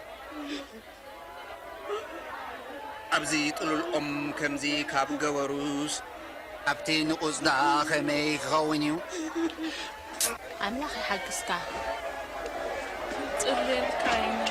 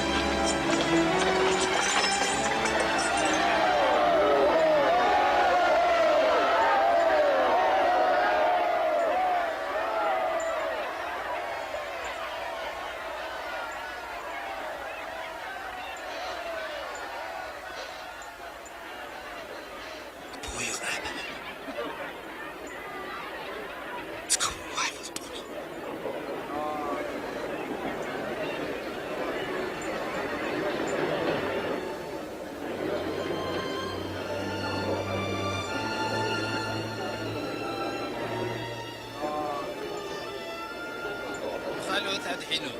اسكن رأسه خا يدحن مسيح انت دا أخون كاس اسكر اسخاد حن اسكي غمس قلورة تأمرات كاس كرينا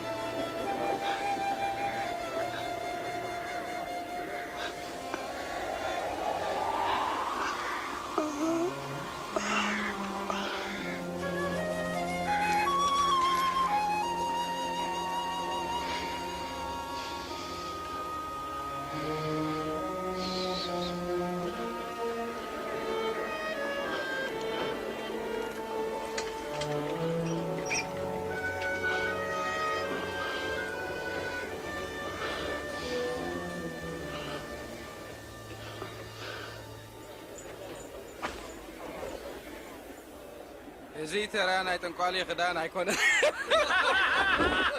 قدام هاي تقددو سمعوني عجانا ودغلو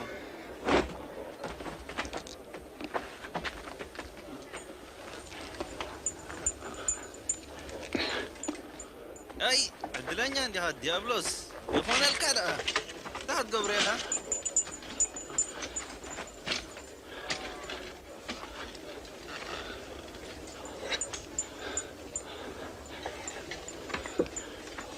قبل على رأسه ها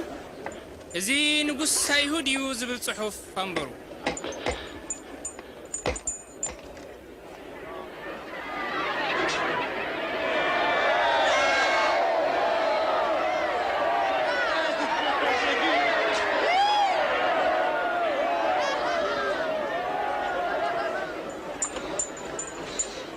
نقص يهود انت وين كاس سكر اسقاد حن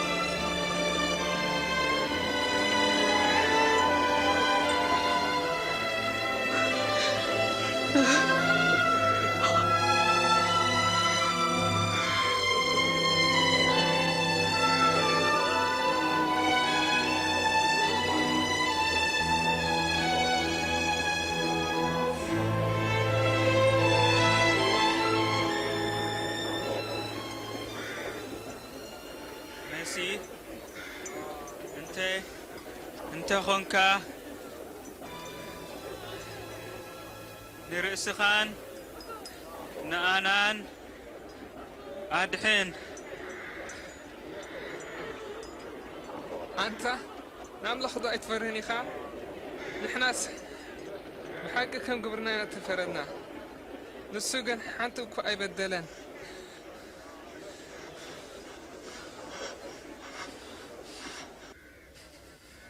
قويتاي بمنقست خاب مستمت ذكرني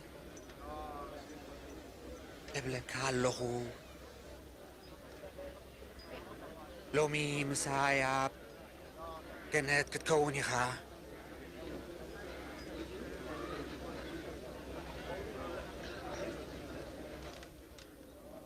فرق معالتي مسكوني كله تعدي تصلمته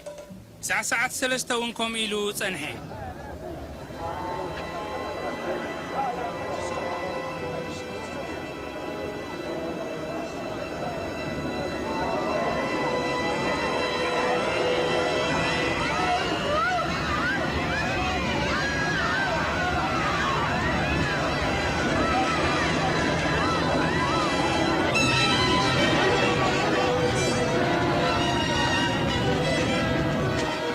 مقارجة بيت مقدس كا تترتري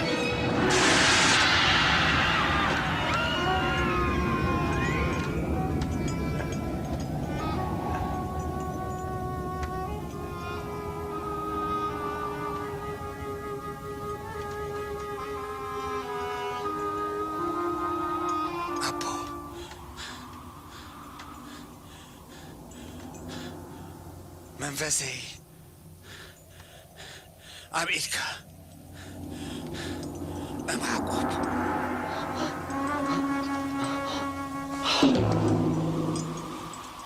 እቲ ሓለቓሚቱ ኸዓ ነቲ ዝኾነ ኩሉ ርእዩ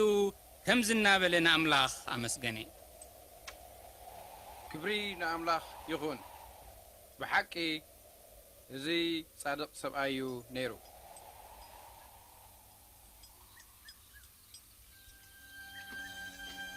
ዮሴፍ በዓር ማትያስ ኣባል ባይቶ ኣይሁድ ኣብ ትኽፉ ግብሮም ዘይሓበረ ቁኑዕ ሰብኣይ ነበረ። ንሱ ናብ ጲላጦስ ከይዱ ስጋ ኢየሱስ ፀሓይ ከይዓረበ ቅድሚ ሰዓት ጸሎት ከቕብሮ ፍቓድ ተሓተተ።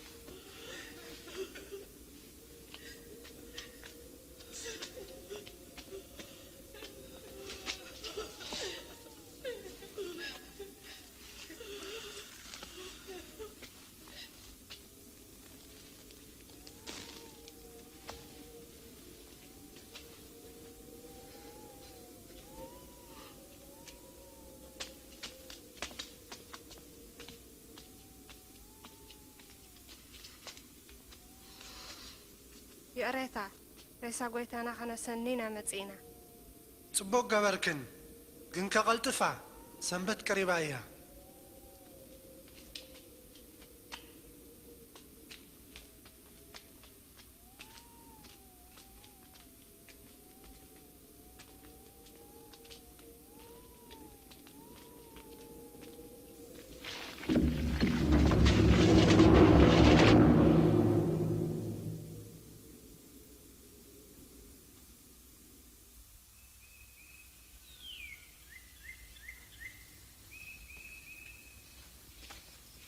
ሰንበት ከውታ ንግሆ ኸሎ እቲ ዘዳለዎ ሽቶ ሒዘን ናብቲ መቓብር ገስገሳ። እቲ እምኒ ካብ ኣፍ መቓብር ተገልቢጡ ጸንሐን። ኣትየን ግና ስጋ ኢየሱስ ኣይረኸባን።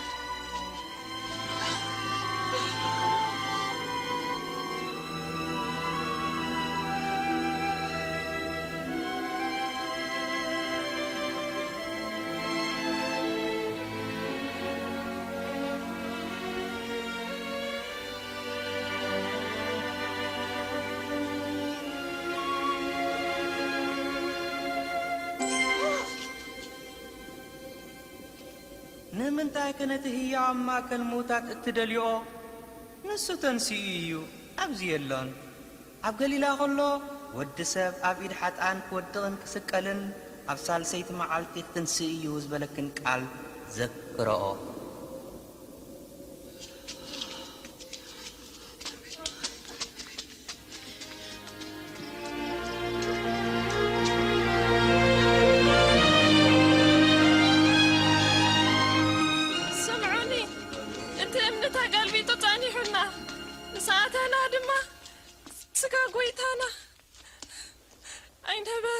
እንታይ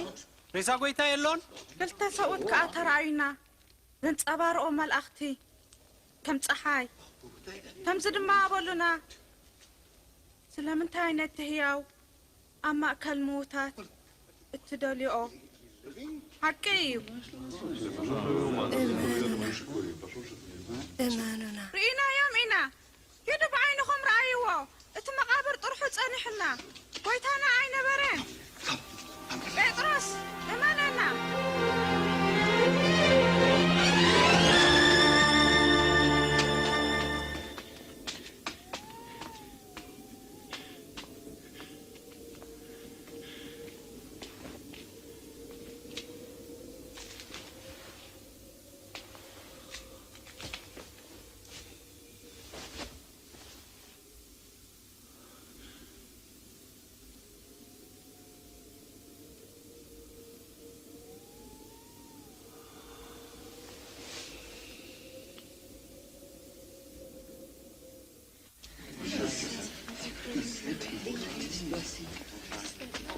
ጌታ ብሓቂ ተንስኡ እዩ ንስምዖ ንኳ ተራእይዎ ኣብ መንገዲ እንዳኸድና ኮለና ኣየለለናዮን እንጌራ ምስ በረኸልና ለሊልናዮ ኣብ ኤማሆስ ምግላጹ ዘገርም እዩ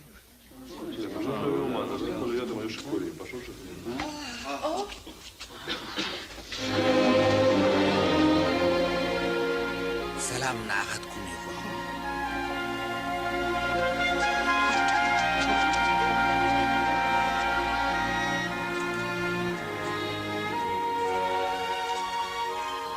ስለምንታይ ትስንብዱ ስለምንታይ ከክንዲ ዝትጠራጠሩ ረአዩ ኣዳወይና ኣጋረይን ኣነ ባዕለ ኣረምስስኒ ከተለሊኒ ኢኹም መንፈስ ከም ዝናተይ ትርእይዎ ዓጽምን ስጋን የብሉን እዚ ትምሳኻትኩም ከለኹ ዝነገርኩኹም ቃለ እዩ እቲ ብዛዕባይ ኣብ ሕጊ ሙሴን ነቢያትን መዝሙራትን ተጻሕፈ ዘበለ ክፍጸም ናይ ግድን እዩ ከም ዝተጻሒፉሎ መሲሕ ክሳቐን ኣብ ሳለስቲ ከዓ ካብ ሙታት ክትንስእን ናይ ግድን እዩ ብስሙ ከዓ ንስሓን ሕድገት ሓጢኣትን ካብ የሩሳሌም ጀሚሩ ንኩሎም ኣሕዛብ ክስበኽ ናይ ግድን እዩ ንስኻትኩም ብዛዕባ እዚ መሰኻኽር ኢኹም ኣነ ባዕለይ ከዓ ነቲ ተስፋ ኣቦይ ክሰደልኩም እየ ካብ ላዕሊ ሓይሊ ክሳዕ እትለብሱ ግና ኣብዛ ከተማ እዚኣ ጽንሑ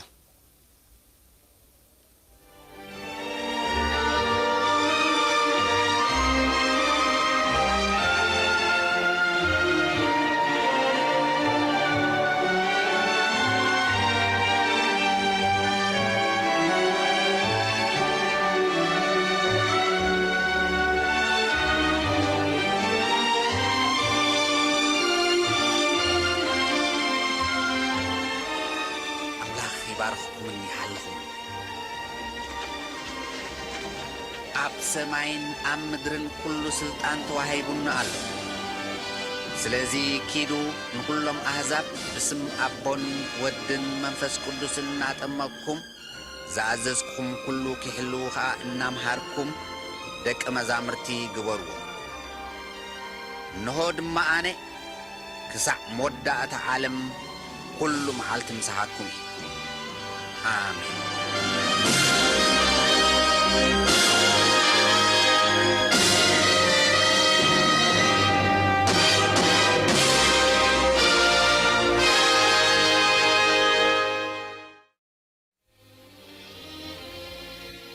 እታ ጐይታ ኢየሱስ ዝተቐበረላ መቓብር ብዘይሬሳ ጥራያ ኣላ ሳልስቲ ድሕሪ ስቕለቱ ካብ ሙታት ተንስአ ንሱ ህያው እዩ ድልየቱ ናብ ልብኻ ናብ ህይወትካ ከኣቲ እዩ ኢየሱስ ባዕሉ ይብል ትንሣኤን ህይወትን ኣነ እቲ ብኣይ ዝኣምንስ እንተሞተ እኳ ብህይወት ክነብር እዩ ዳርጋ 2000 ዓመታት ኮይኑ ኢየሱስ ካብ ሙታት ካብ ዝትንስእ ክሳዕ ሕጂ እውን እቲ ዝዓበየ ሓይሊ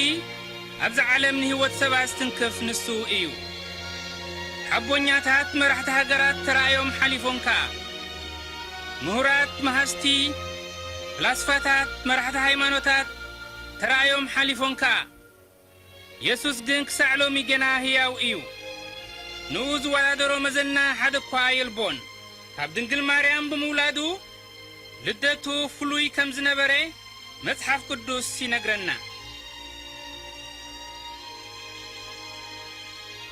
ህይወቱ ፍልይ ዝበለ ኩሉ ተግባራቱ ልዕሊ ዓቕሚ ሰብ መለኮታዊ እዩ ነይሩ ናብርኡ ቅዱስ ብዘይኣበር ተኣምራታቱ ዝዓበየን መዝና ዘይብሉን እዩ ነይሩ ትምህርቱ መዘና የብሉን ንኹሎም መድሓንያይን ጐይታይን ኢሎም ዝቕበልዎ የቕረታን ፍቕርን ሓድሽ ህይወትን ይሂቦም መልእኽቱ ኣብ ዝኸዶ ሓድሽ ህይወትን ሓድሽ ተስፋን ሓድሽ ዕላማን ኣምፂኡሎም ይርከብ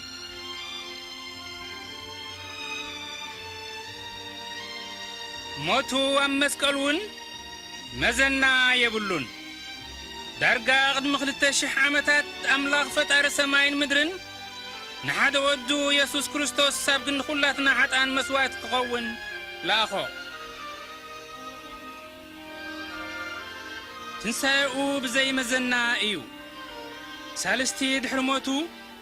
እቲ ዝዓበየ መስተንክር ናይ ታሪኽ ተፈጸመ ኢየሱስ ካብ ሙታን ተንሥአ ልደቱ ሕይወቱ ሞቱ ትንሣኤኡ ብሓንሳእ ሓቢሮም ዝመስከርዎ ኢየሱስ ከምታ ዝበላ ወዲ ኣምላኽ መድሓኒ ናይ ኩሎም ደቂ ሰብ ምዃኑ እዩ ንሱ ሕጂ እውን ሕያው እዩ ኢየሱስ ናብ ሕይወትኪ ኸኣቱ ሓጢኣትካ ሓጢኣትኪ የረኽብል ብሩኽ ሕይወት ክትነብሩ ሓይሊ ክህበኩም ይደልሎ እሞ ንቓላቱ ጽን በልዎ ኣቱም ኩልኹም እትጽዕሩን ጸር ዝኸበደኩምን ኣነ ኽዕርፈኩም ናባይንዑ መንገድን ሓቅን ሕይወትን ኣነ ብዘይ በኣይ ሓደ እኳ ናብ ኣቦ ዝመጽእ የልቦን መጽሓፍ ቅዱስ ይብል ኩሎም ሓጢኦም ክብሪ ኣምላኽ እውን ስኢኖም መሊሱ እውን ይብለና ዓስቢ ሓጢኣትሲ ሞት እዩ ውህበት ጸጋ ኣምላኽ ግና ኢየሱስ ክርስቶስ ጐይታና ናይ ዘለዓለም ሕይወት እዩ ኢየሱስ ዝሞተ መቕጻዕቲ ሓጢኣትና ክስከም እዩ ሕጂ ናብ ሕይወትኩም ከኣቱ ይጽበ ኣሎ እንሆ ኣብ ደገ ቤት ደው ኢለ ኳሕ ኳሕ እብል ኣለኹ ሓደ እኳ ድምፀይ ሰሚዑ ማዕጾ እንተኸፈተለይ ናብኡ ከኣቱ እየ ፍቕሩን ይቕረታኡን ክትምከሮ ናይ ዘለዓለም ሕይወት እውን ክትቅበል በጃ ሓጢኣተይ ሞትካለይ ኢልካ ክትኣምኖ ብእምነት እውን ናብ ሕይወተይ ንዓ ክትብሎ ይግባአካ እዩ እዚ ብልብኻ ሃረር እትብሎ እንተኾንካ ብእምነት ጸልሞ ኢየሱስ ናብ ሕይወትካ ከኣቱ እዩ ንኣብነት ከምዚ ኢልካ ጸሊ ጐይታይ ኢየሱስ ናኻ እደሊ ኣለኹ የመስግነካ ኣብ መስቀል ኣብ ክንዲ ሓጢኣተይ ስለ ዝሞትካ ማዕጾ ሕይወተይ ኸፍተልካ ከም መድሓኒየይን ጐይታይን ንቕበለካ ሕይወተይ ከም ፍቓድካ ምርሓያ ከምቲ ንስኻ እትሕጐሰሉ ዓይነት ሰብ ክኸውን ሓግዘኒ ኣሜን እዚ ኣቐዲምና ዝጸለናዮ ሃረርታ ናይ ልብኹም እንተ ደኣ ኾይኑ ኣብታ ዘለኹምዋ ከምዚ ኢልኩም ደድሕረይ እናሰዓብኩም ጸልዩ ጐይታ ኢየሱስ እደልየካ ኣለኹ ተመስገን በጃይ ሓጥእ ኣብ መስቀል ዝሞትካለይ ደገ ሕይወተይ ይኸፍተልካ ከም መድሓኒየይን ጐይታይን ንቕበለካ ሕይወተይ ከም ፍቓድካ ምርሓያ ከምቲ ንስኻ እትሕጐሰሉ ዓይነት ሰብ ክኸውን ሓግዘኒ ኣሜን